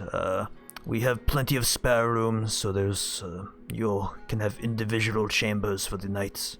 Well, I don't know the terms of your arrangement. I'm sure the Queen and the royals are fine with you staying as long as you need, within reason. Well, we don't hope to be in your hair for too long. I mean, we have places to be, unfortunately, although we've loved your company. Of course, I'm sure you have much to do. But then, I will let you get some much-needed rest after your fights in the real world and within yourselves. Sana's visibly panicked, just sweating more now. Surprised there was no inside checks here. I was thinking about it, but I thought of it too late. So oh, you guys can go to your rooms now. Insight check. Yeah, Balthazar just handed over a deity-powered staff that he had to go into his own mind to get rid of, and then just gives it to this guy. I don't want to fucking touch it. I didn't want to say anything, but I was like, "Are you for real?" I don't think we want it though, do we? I don't want it, but I don't want to pass it off to people because many of the characters in this party currently have a past with people who like to abuse the power of magical items. I don't know. I'm alright you don't know my past. It's fine. Fallon and the CC are unstrapping you all to the chairs to get up and shake your legs around and Read their minds, Balthazar. Do they think my legs are cool? What the hell? I want to wave to the phallus gentleman. Sorry, his name's Fallon? Sorry, he's a phallus. I didn't want to say anything, but when you said he perks up to the staff, I really was hoping you would say, "Yeah, phallus erects when he sees the staff." By Mr. Blady, if you need anything, you know I am. I sleep on the floor in here. Oh, Okie dokie, Mr. Phallus. It's Fallon. You got it pretty close. Oh, he knows my name. And walks away. You know, Is he pretty moist sounding? Oh yeah. we could have used dripping Fallon to wet. keep an eye on them to make sure he doesn't do anything. They Dripping didn't do anything wet. weird. When we get when we're walking to our rooms, if we're when we get a moment alone away from everybody, I just want to whisper to the groups, guys, I think they're I could be just paranoid, but I think they're trying to steal Alf's funny vest. We should have someone watch him tonight, maybe. As the door closes behind you to the mage's room and you all start to walk out, you guys hear what sounds like sort of a bit of a large kind of thud of stone on stone hitting together that shakes the room ever so slightly, and you kind of look towards the direction it came from, where the throne kind of sits. And while it's very late in the night, probably getting to past midnight at this point, there's obviously no one meant to be the royal court isn't in session. There's a few guards in here, but way less than earlier. However, sitting on one of the thrones, not the main throne, but one next to it, slouched on it, legs crossed kind of up on the arms rest, sitting on it sort of sideways, is a Yanti woman, about younger, probably in her early 20s. She has a green complexion to her skin, yellow, golden bright yellow eyes, black hair kind of braided at the top. She's wearing a purple crop top sort of flowy dress kind of thing. And as she talks, you notice that she has two very pronounced fangs. But she says, "Oh, hello. I wasn't expecting anyone to be in here this late at night." She's sort of getting unslouched to face you all. Hello, I'm Shello. The name's Kithslit. Hello, Tall. I'm Pebble. I hate to disturb you, but you wouldn't happen to know where I'm sleeping?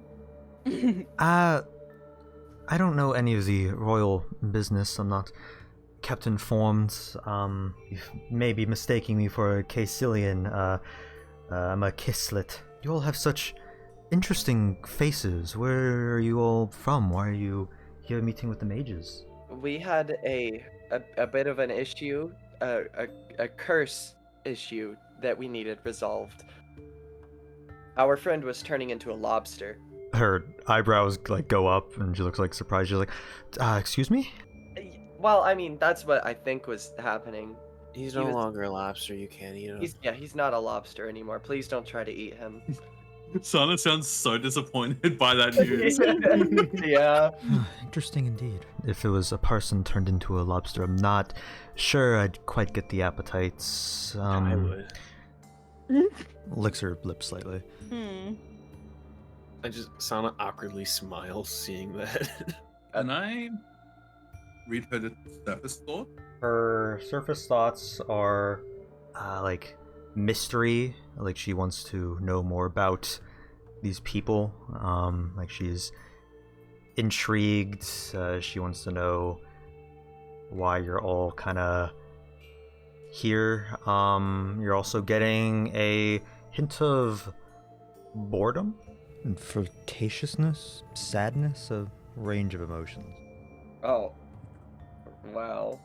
So like her interest is just like genuinely like so surprised with them. It seems that these thoughts of interest are cutting through the boredom. Like this is like you're not all boring. She was feeling bored, but this is interesting to her. Okay. My mother warned me about these type of girls. Please do not call Marin Green Lady or Scary Green Lady. It does not go well. She laughs and is like, well, don't call me Green Lady either, I guess. I could not tell you were green from over here, but you are tall. Balthazar, are you delving deeper into her thoughts or detecting thoughts of anyone else around the room or anything like that? I mean, Pebble's thoughts. If I can I? There are none. That's a good point. Are there any other like sort of lingering thoughts in the room that would be of you? Well, there's your allies and there's guards within the room. Pebble thoughts. I mean, Like I said, there are none. How did you know? I was more so like gathering if she was like sort of like had heard about like the staff or something, and like had come to have a look. Like so, but it seems like she's okay. Just for the hell of it, let's detect Shello's thoughts. What's he thinking about? I'm an ant. What is Shello thinking? Shello is thinking, this lady is green. I don't know how I didn't notice that. Ooh. I can't wait to sleep later.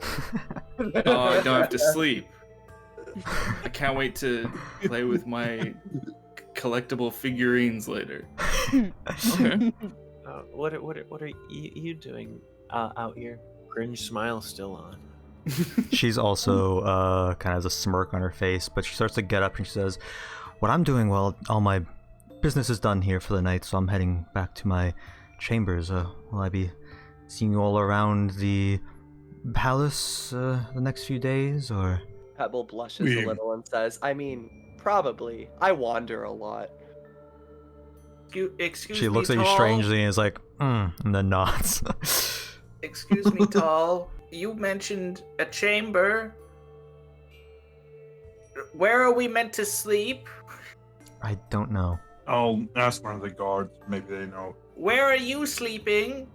You don't have to answer that. I have a bedroom here in the palace I live at. I mean, you're welcome to come by for a glass of wine one evening if you'd like. At this point, she's kind of walking off. What kind of wine? Don't like to complain much. I believe we have imported Pinot Noir from Mordome. Yes. Not a big fan of that one.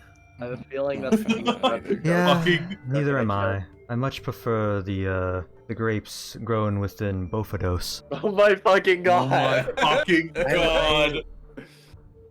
I'm glad someone agreed. I love both of those grapes. Jesus Christ! No! Well, any wine is flavorful and good company.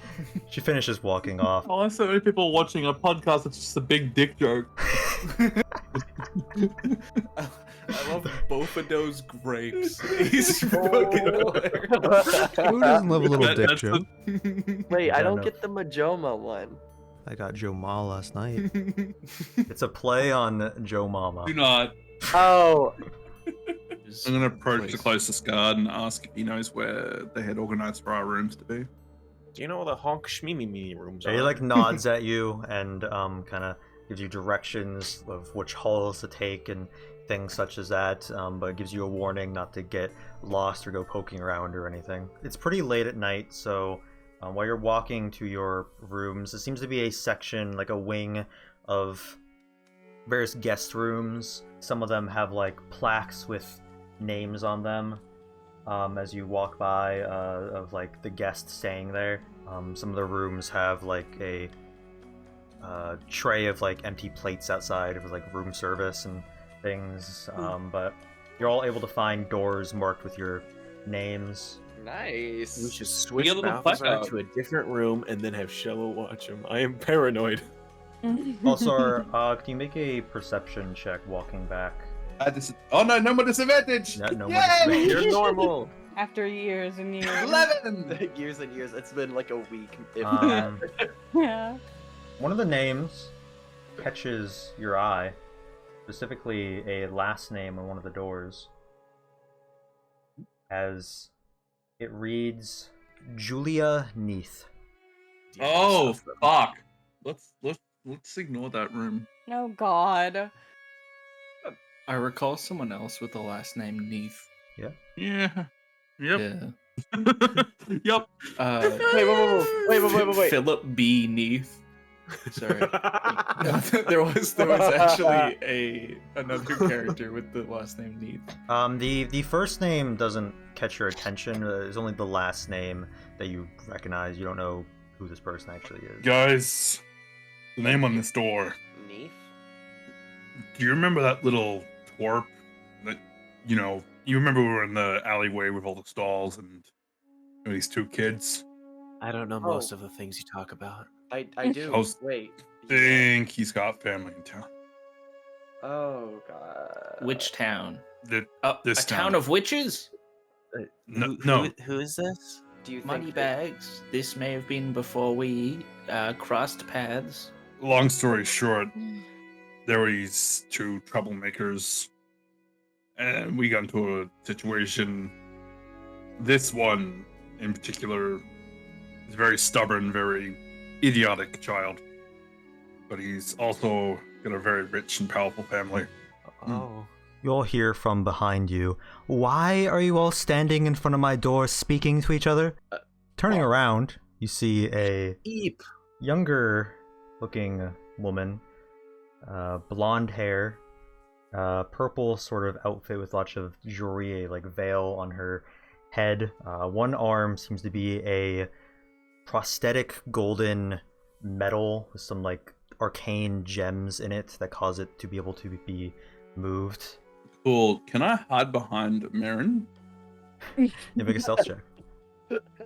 Thank you. Yeah, but Marin's so tall, that's advantage. Yeah, real. I mean, the size. I passed the fucking difference. stealth check.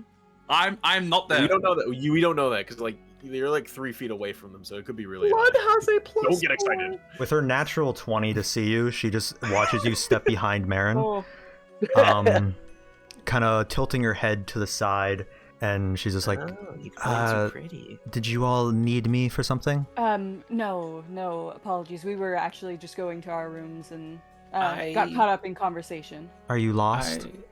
I am. Kinda. I was hoping to also show off some new tricks.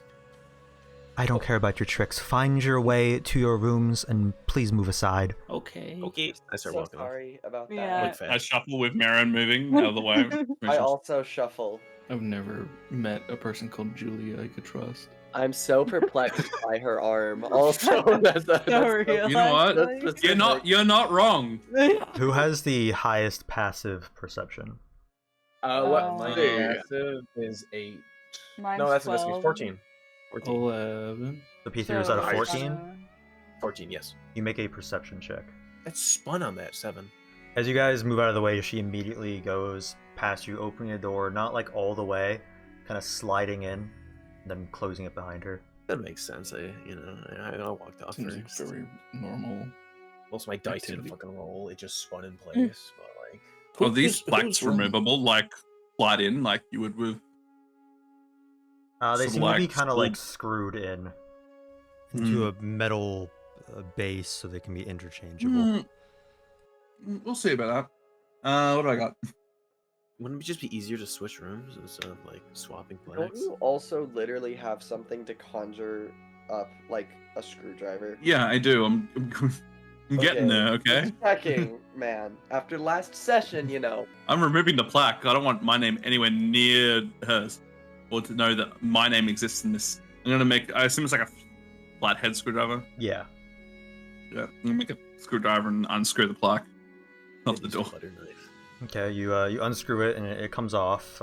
It's like a sheet of metal that's like engraved in. Yeah. And I'm going to put it in my pocket and go inside. Okay. So you now enter this the store in the middle of these others that have names on them. Now this one does not have any name on the outside. Sure does. The only one without a name, surrounded by others with names. Well, I'll go into my room as well. What do our rooms look like? These rooms, they seem to be specifically made for like single beds and everything. So they're a bit smaller, like a New York apartment size. That was a joke. I will say I've never seen a New York Look, I said apartment. all the decor and everything in here is very nice. The walls are like this sandstone with like the same sort of wavy dune like snake pattern that was on like the palace interior of the throne room. There's like a dresser, a bed with like white curtains around it to like enclose it. One window to the outside. It's a pretty nice view. You can see a lot of the royal housing districts and like the shopping bazaar like way off in the distance and things. But it's nighttime, so it's fairly dark out. You'll see like occasional like lantern candlelight and hear some like faint music from that direction. There's like really small individual bathrooms in all of these places for to put like candles and things, but definitely looks like a royals like guest room. Everything in here seems very finely made. There's like some art pieces on the wall and like some nice pottery. In fact, you get the impression that there's probably bigger guest rooms than this, and you all got kind of like the smallest ones for maybe ones that accompany like actual other royals visiting for their guards and such. So there's a chair in this room? Yeah. I'd like to bring my chair over to the side of my bed and start playing with my dolls. Yeah. Balthazar has had exhaustion for weeks. He's going to bed. Yeah, Balthazar just immediately crashes on like the love seat like in front of the bed. Like the end of it, the footrest. Mirren is going to leave her room and she's gonna make her way to Sana's room and knock. Before you knock, Sana actually it's just like leaving her room right when you get there. Oh, Hi. were you going somewhere? What's up? I wanted to talk to you. Now you want to talk? Come on in. And I open the door for her. Ow! Wow. Mirren's not gonna respond to that. She's just gonna lower her head and walk in. Alright, I close the door behind me then, and then I sit down. Mirren kind of just like hovers. She's just uncomfortable enough that she doesn't feel like she should sit. I guess I wanted to first apologize for what I'd done before without consulting everybody. I have thought about it a lot, and I see where you were coming from with me not communicating what I'm thinking of before I do it. And I apologize for that. Mm-hmm. And I wanted to ask you about that necklace. What necklace? You know what I'm talking about. I know you have it with you. I don't know what you're talking about. I'm not accusing you or angry or upset. I just want to know why. Because you've had a very odd reaction to that necklace since you learned of it.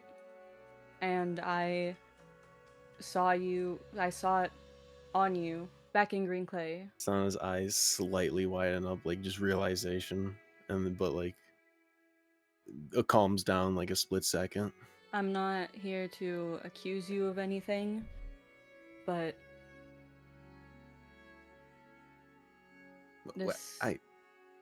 Can you blame me? I saw someone head get chopped off. no, I don't blame you at all. I'm curious as to why.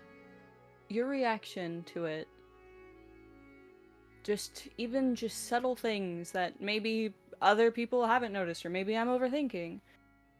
But even to your reaction of learning that the original plan for the necklace was to kill the upcoming queen, despite traveling with us, obviously trusting enough to be vulnerable near us, you still took the necklace from Shello's possession, which I don't blame you for, but I'm curious as to why. And I think I need to know why. Sana takes a deep breath in.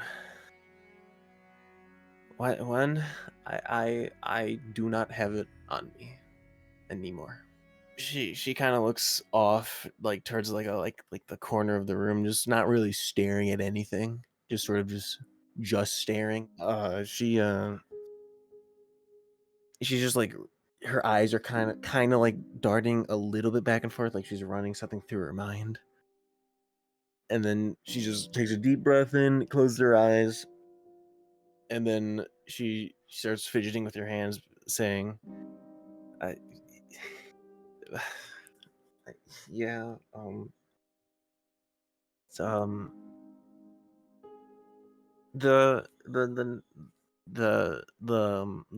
necklace, well, it was, it was intended to kill someone close to me.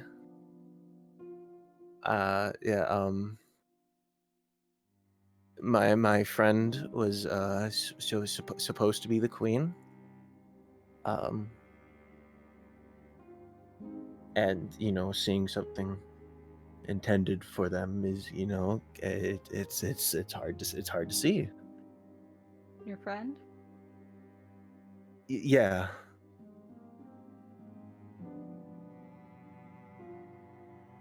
Why were you hiding out in the tavern when we first met you? Hiding away from the guards? I helped her run away. Where is she? We got split up. I helped her run away. The guards were chasing me, and I just went into places. I just went into places to hide. And did you plan to look for her? I don't know where. I never been outside of my neighborhood before. I don't. Sana looks off. I'm not trying to push you back into a corner. Even though I'm sure it seems that way. That's why, actually, I wanted to talk to you in private, and only now got the chance.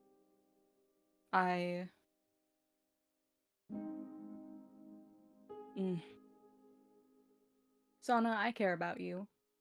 A lot. Insight check. Oh, okay. Aaron, do you want to make a persuasion or a deception, but don't say which one you roll, just give the number, and Sana, you can make an insight check. Oh, that's so sad. 18.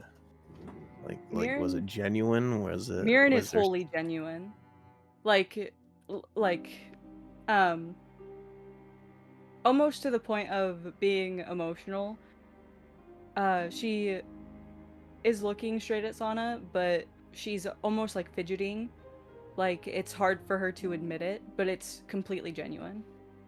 Yeah, Sano then just, she had more of a tougher exterior going on, just because she's still a little bit upset with how Marin was handling the whole situation before, and she just softens up a bit, realizing she's being genuine right now. I care about you, and I want to make sure that we can keep you safe and that you aren't in any danger. Even though I haven't been the best at being part of a group, that doesn't change that fact, and I don't want to back you into a corner. I just want to keep you safe. You do understand, I don't know what I'm doing right now, right? I don't know what you all are doing. I am just following along because anywhere was better than there.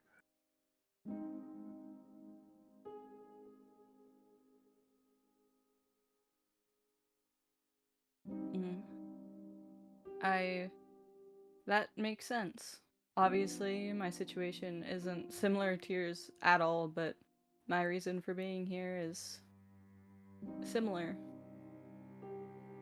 Obviously, I know a bit more than you, and if you want to have the conversation of what we are doing, what led us to what we are doing, I would be more than happy to tell you. Sana kind of, looking more towards Marin's feet now, just looking down, just saying, we might be more similar than you realize. What makes you say that? Weren't you forced to be in the war? Weren't you forced to do things you weren't proud of?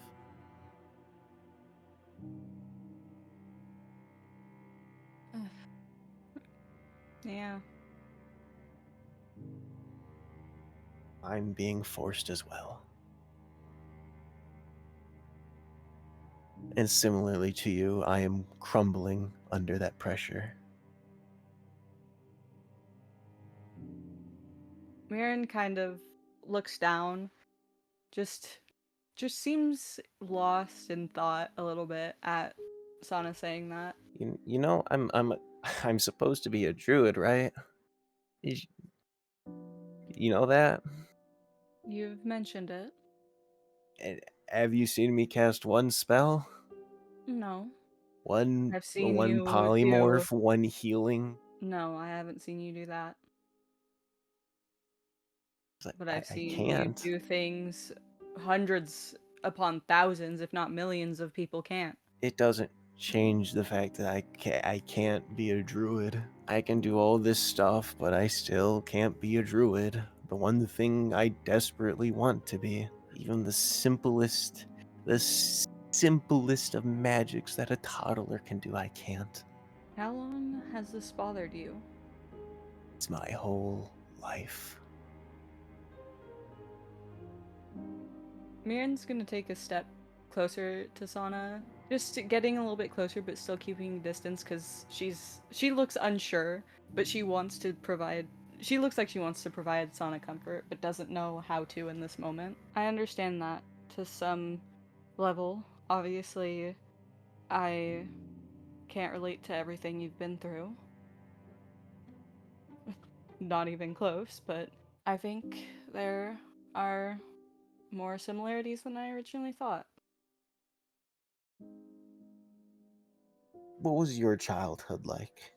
Admittedly, I don't think I had much of a childhood. I, even from a young age, was beginning to train to wield a sword someday. It was always the expectation. Regardless of anything, really, I was always raised to be a soldier. I guess that's another thing we're similar about, broad sense. She's rubbing her temples now, just looking down. What terrible similarities we share. Even if life doesn't go the way you expect it, there's always some way to turn it around. I don't want you to tell this to the others, but when I started my journey with them, I honestly didn't even plan to live long enough to start a journey. But somehow, these 3 strangers that I had never so much as heard of before managed to give me something that I had lost a decade ago. A drive to be more than I was. Now, it's obviously not always that simple, but it's always out there. And no shackles of the past will prevent it from being there. I kind of get you there with this group. It feels like I'm not running when I'm with them. But that's only a fleeting dream, really. But it's a nice one. Why don't you tell the group or open up to them and say what you said to me to them? You can't just keep hiding behind the stone cold face. As easier as it is, I think it only hurts you more.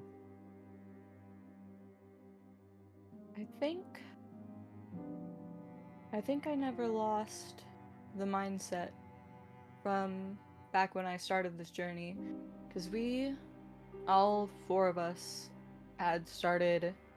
we had met in the Colosseum. You guys keep mentioning those. I don't know any of the wrongs. I only know that they're just a source of entertainment. The most, if my parents actually thought about me, was going to the theater. When I grew up, I lived a hideously unsheltered life, frankly, to the point of concern. I don't think I ever thought truly that someone could have such a drastically different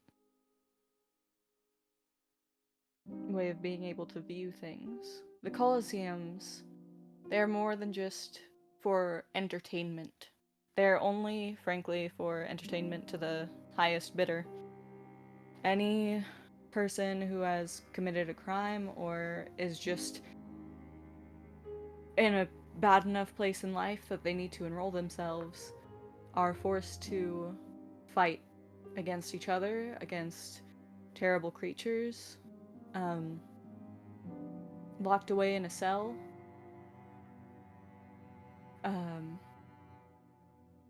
And the fights don't end once someone scores enough points. It ends with death or with nothing.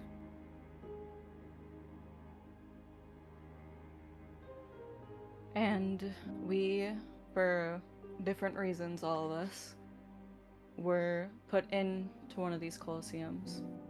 Well, the other 3 were unwillingly put in. Regardless, that's how we met. Part of me wishes I had that option, as bad as it may be. I understand that.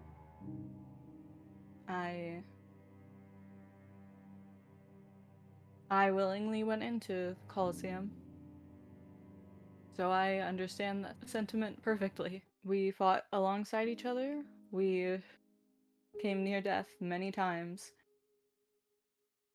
And we killed. It's different when you're in a war. In the Colosseum, as much as it's similar, you have to face the fact that everyone is just trying to survive as well. They're not fighting for a side.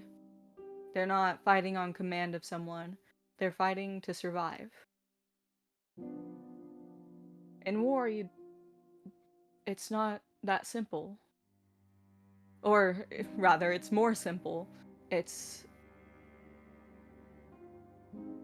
a nightmare.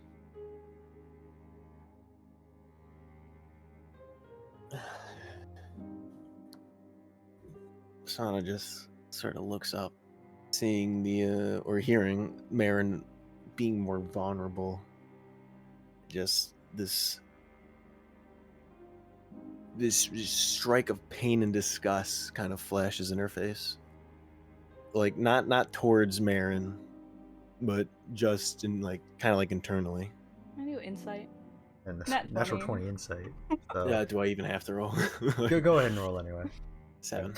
From what you can gather from this pained expression and everything, it kind of feels like Sana's not telling you the whole truth or everything. And she kind of just feels disgusted by that. You don't owe me anything. What? You... Me saying all of this, you don't owe me anything. Us taking you with us trying our hardest to survive alongside you, and me opening up to you, you don't owe me anything for that. You don't owe us anything for that.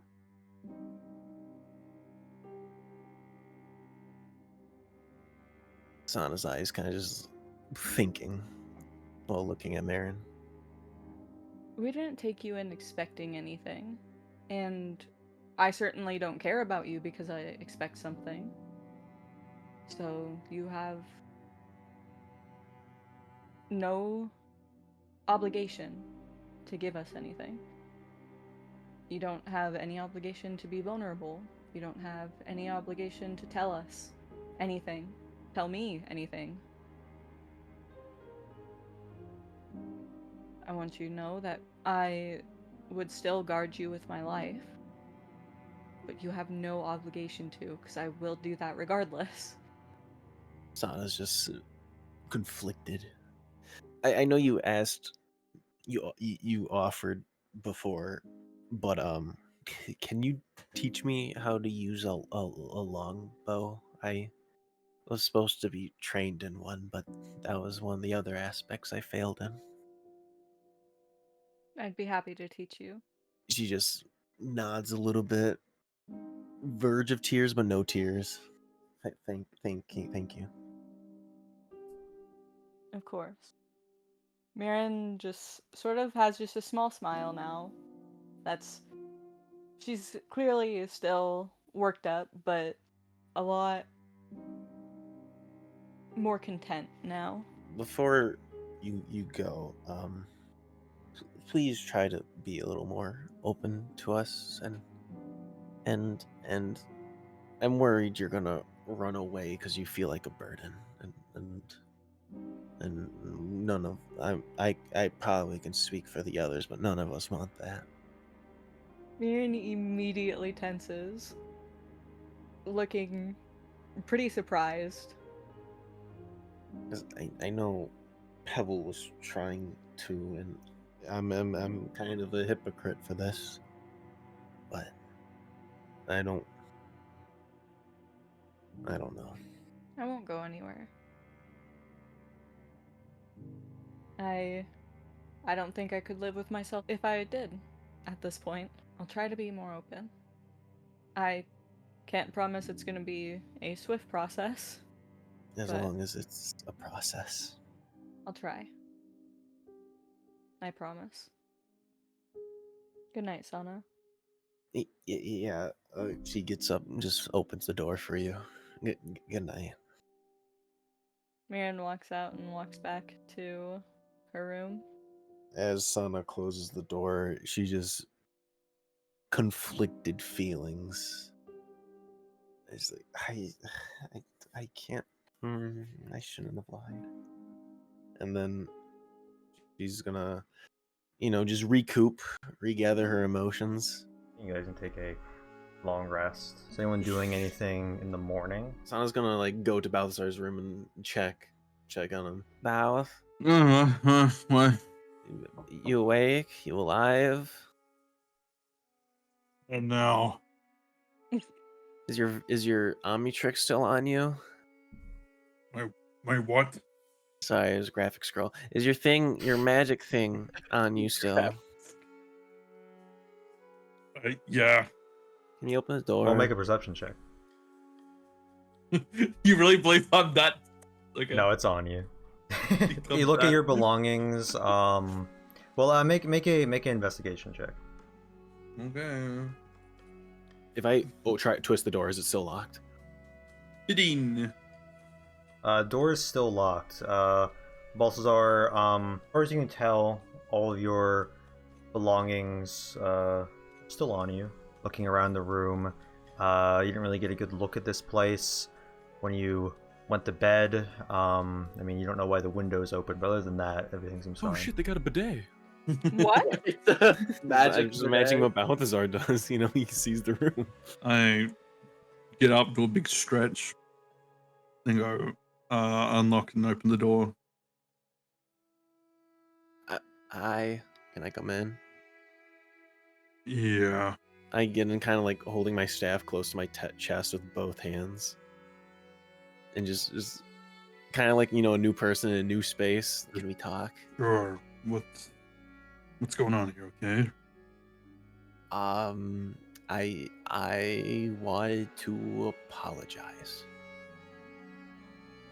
for Apologize. all my life. My mother, you know, told me that humans were, you know, savages, scum of the earth. You know, that stuff. She we used to have a human maid once, and whenever he would mess up, he would be punished the most by she would take her to her like personal quarters, and I just you could hear it, dude. Like it was Yeah, that sounds pretty brutal. I've treated you kind of harshly, and you know, this adventure, you know, you haven't really done anything except for smell a little bit, but anything my mother has taught me, and seeing your mind, I was conflicted with how I felt, because I was raised to dislike you, and I don't dislike you. I appreciate you saying that, but you don't need to apologize for that. You said it yourself when you first met us. You hadn't been outside mostly where you lived. It's understandable to be cautious, and based off of your experiences, you need to be careful. You used to be a teacher, right? Yeah. Did you see it when we were in my mind? Yeah. I was. Can you teach me magic at all? Well, it's been a while since I've taught anyone, and I can only really teach you the spells that I can myself can do, so I can't teach you a lot of druid spells that I can't cast. But I'm happy to help you with the ones that I can. I have nothing magic wise going for me, and Can I do a kind of check on Sana? Just to see if she's magical at all. Yeah. Yeah, go ahead. Oh, natural 20. That's All you're getting from her is that her cloak seems to be some sort of magic infused fabric, and the mood ring. Yeah, and the mood ring. Other than those items that she has on her that's magical, you don't see any traces of her being able to cast any spells throughout your journey so far. In fact, being a teacher, you can probably pick up off the vibes of her. She's probably not a very good student. You know, last night we were talking about that Neath kid. Yeah. He was probably one of the most stubborn of my students. He wasn't very good. But his parents were very rich and wanted to keep paying to send him to school. I easily see there's more potential in you than I saw in that kid. I feel like there's a butt coming on. There's no but, kid. The only thing is that it's going to take a lot of time and you need to be prepared to have patience. Right. Something that took me many, many years to learn myself. But with time and patience, I believe you can learn anything. Right. Sana's sort of thinking to herself, but kind of hyping herself up now. I'll teach you a few simple spells to start off. When now? Yeah, 100%. What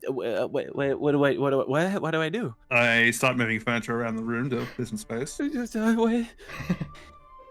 Don't freak out. It's nothing destructive. She's still holding her staff close to her chest, but even more now. Just like, what? You've seen me cast a ball of light before, correct? Yes. Well, I can teach you that pretty easily. It's a cantrip, which means it doesn't require much focus. Okay. I pulled down the shades a bit on the window, but it's still like wind, so it's still blowing. Now, here's what I want you to do. Mm-hmm. Open your palm. Okay. Opens palm. I place from my components pouch. I put a firefly on her hand. Is it alive? No. I want you to close your palm. Okay. I want you to close your eyes. Eyes closed. Now.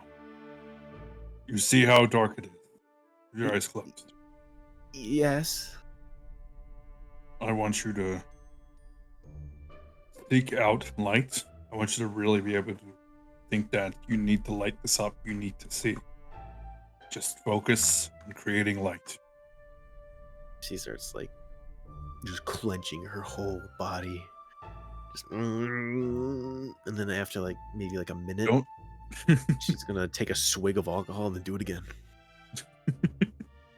Where did you get that? I think I can feel this. I think I can see. I think. Nope. Just drinks more. Okay, Calm now down. This time, Calm down. Relax your body. Alcohol makes me relax. Just focus your mind. Roll an Arcana check.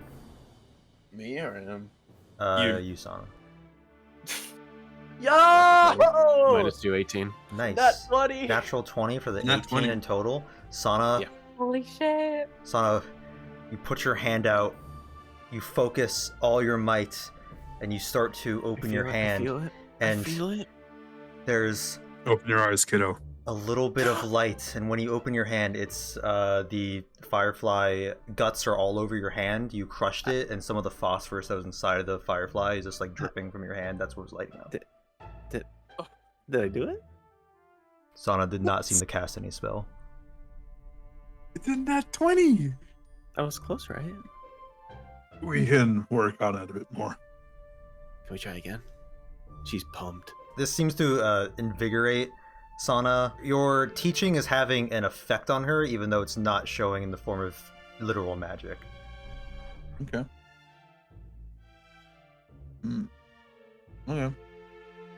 We can work on it in our downtime, but for now we should probably get something doing. I just imagine there's like a pile of like 6 like dead fireflies crushed on the floor already. while we get ready to go. Pebble, you feel a message enter your mind from Bam Bash while you're like getting ready for the morning, not yet meeting with the others, kind of in your room still. He says, Here's a tip on good faith. Some bold lady poking around green clay for a half-orc. Spoke to the king, then left southwest. Best of luck. Oh, this is terrifying. You scared of bald people? Oh, I'm scared of someone looking for a half-orc, and my character so happens to be a half-orc. So Pebble says, "Got it. Thank you for letting us know. I'll inform the others. We'll stay on guard. Keep us posted. Stay safe." And then, yeah, that's that. She's gonna leave her room, like, finishing, like, pulling her hair into a ponytail or whatever. putting your armor tank top on. Yeah, my armor tank top. Approach the others, assumedly getting breakfast, like some milk and stuff, and then she's gonna be like, Really enunciate milk for the commenters. yeah, Milk. she's gonna go find the others who are getting milk for breakfast. Oat milk. Oat milk, soy milk, Unsweetened. 2%. And she's going to say, hey, I just got a message from Bam Bash. Marin, I'm not sure how to break this news, but there might be a bald lady who's looking for you, or at least a half orc in Green Clay. And that previously mentioned bald lady may be heading southwest from Green Clay. Fuck. What do you think we should do? Fuck. Was there any other description of this woman, or did Pebble just sort of, bald woman? she sighs and she's just like, no, just some bald lady. Not very helpful, but at least we know that she's there. Yeah, it's good to know. I don't really know what else we can do other than press on and guard welding. Hopefully, she won't find us. Mirren almost seems distracted now, just definitely lost in thought, like a million things are going through her head all at once. You okay? Do you know who this lady is? I can't be sure.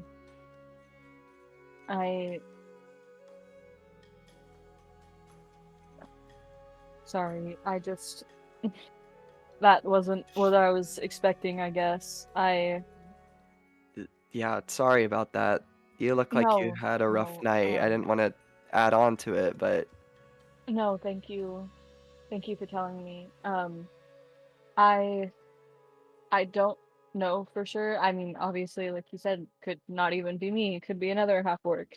Granted, we didn't see a yeah. whole lot of them along our way here, and Yeah. we've taken the same path that this woman supposedly is on, which doesn't look great.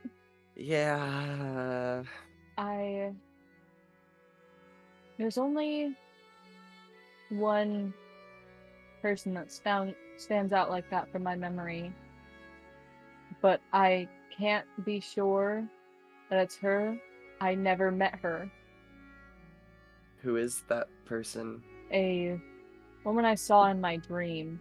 They're like nightmares, but in the form of visions or memories that aren't always quite mine. I can always see through the perspective of something, but it's never me. Which, I mean, makes sense. My life has been mostly uneventful. Uneventful, my ass. Wars. There was this one dream just recently that I hadn't really told anyone about. I didn't know if I should, but I did see a bald woman in that dream. It was a dream comprising of the different, I suppose, teachers from the academy. The one that Balthazar used to work at.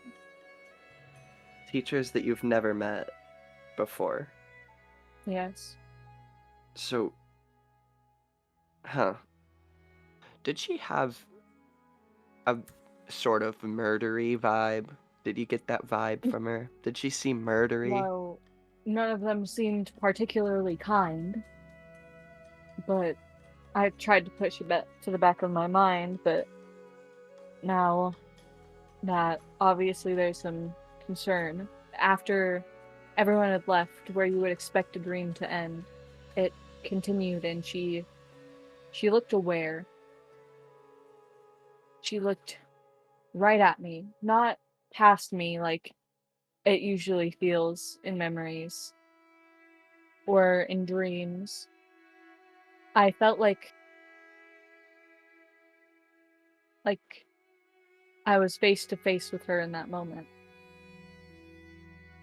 And then she had a staff with her, and it felt like it had been pushed up against my neck at the time. And I remember feeling it that morning as well. I just didn't know if I should mention it at the time, which I'm learning has been a mistake thus far. I feel like this is pretty important for us to know. I don't think the 5 of us should keep secrets anymore. Besides maybe Shello. He can do what he wants. I'm very proud of him. I'm eating milk. Seems you're not the only one that shares that sentiment. I'm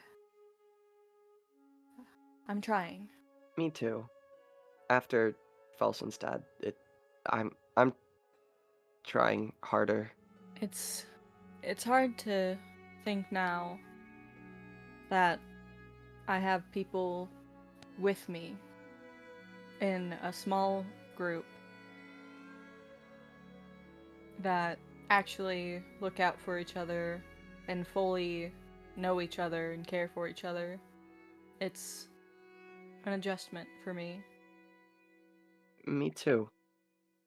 Even when I was at the church training as a paladin, the other paladins, they didn't care for me much. And it's nice. And she raises her hand to ask for a high five from Marin. Marin's not gonna high five Pebble, but Marin is gonna put a hand on Pebble's shoulder. Oh, that's even nicer. You're a good kid, Pebble. That's gonna make me cry for real. She smiles and nods. It almost looks like tears well up, but she doesn't. She's good. After Marin takes her hand away, Pebble's gonna grab a bowl of milk and start chowing down. Chowing down on milk. Chowing down. You see some maids that have brought room service confused on why all these people ordered so much milk. Just one people, milk, one just carts and trays of milk to these rooms. Oh shit! I just remembered what I forgot. You all leveled up. What? What? No. I was looking at level 6 druid. What the fuck? It pops off. It pops off. You're not doing shit as a druid until you learn how to make a light. After delving into yourselves, metaphorically and literally in the case of Balthazar, as well as fighting a giant beast and other various creatures, you all have gone to level 6 now, I believe. Heck freaking yeah, we Which have. Pebble, roll a d10 and add your Constitution mod. A 12. Ooh. Nice, that's perfect. Damn. God, I'm the best. Pebble getting some health hopefully won't get knocked unconscious so much as a paladin. Okay. You also get more prepared spells, but not that many because your charisma is low. Most importantly, probably the biggest thing you get this level up is you or an ally within 10 feet of you gain a bonus to saving throws equal to your charisma mod, but since your charisma mod is low, it's only +1. I hate this world we live in. The +1 could be a massive difference. Yeah. No, it can't. It could that change. +1 could have got 4 into Shello a through 5. that force field he's trying to get through. No, I don't think it could it? Could not have. No, it couldn't. I have 61 health now. This is awesome. What the fuck? Shello is a D8 plus con. Is 5 + 1 is 6. Yeah, that's pretty good. Most importantly for you, you get 2 attacks. Nice. I'm a late bloomer. Marin, you roll a D12 and add your con. I am so fucking mad. 8 is still. It's not that bad. For a D12, it's +3 is a little bad, but it's not that bad. Yeah, I'm aware it's bad. At least it hasn't been in that one like the last 2 fucking times. You gain a rage use as well, and probably my favorite. Oh, I do? Yeah. Probably my favorites. You can touch a creature to have them regain a spell slot. So that would be Yeah, good you're welcome. synergy with your allies. Or you can give them D3 to attack and ability rolls for 10 minutes, which is also really good. My pats on the shoulder actually do something now. They did something in Pebble's heart. This is true. Balthazar, you are a D6 plus con. Okay, it's D6 plus 2. Let's go. Oh boy, 3. Oh. Balthazar, you also get another third level spell slot, and you get to gain 2 more spells. I can also like teleport as well. Yes, you Neat. can use an action to teleport to a place scene, or swap spaces with a willing creature. So basically a worse Misty Step. However, swapping places with your familiar would be pretty good. Yeah. So the creature is willing. Okay. I mean, that's pretty good. And lastly, Sana, you are a D8 plus your con. 3. Yay. You Get also better get a rolling. key point plus 5 movement speed. Your unarmed strikes count as magical. When prone, you can stand up only using 5 feet, not half your movement. And when an attacker misses, you can spend a key point to have them land a hit on a different enemy within 5 feet of you. And in our next episode, we'll see what our level 6 heroes get up to next. So if you're watching on YouTube, be sure to like, comment, subscribe. Listening on Spotify or any other podcast platform, we appreciate any 5-star ratings. And of course, thank you for your continued support.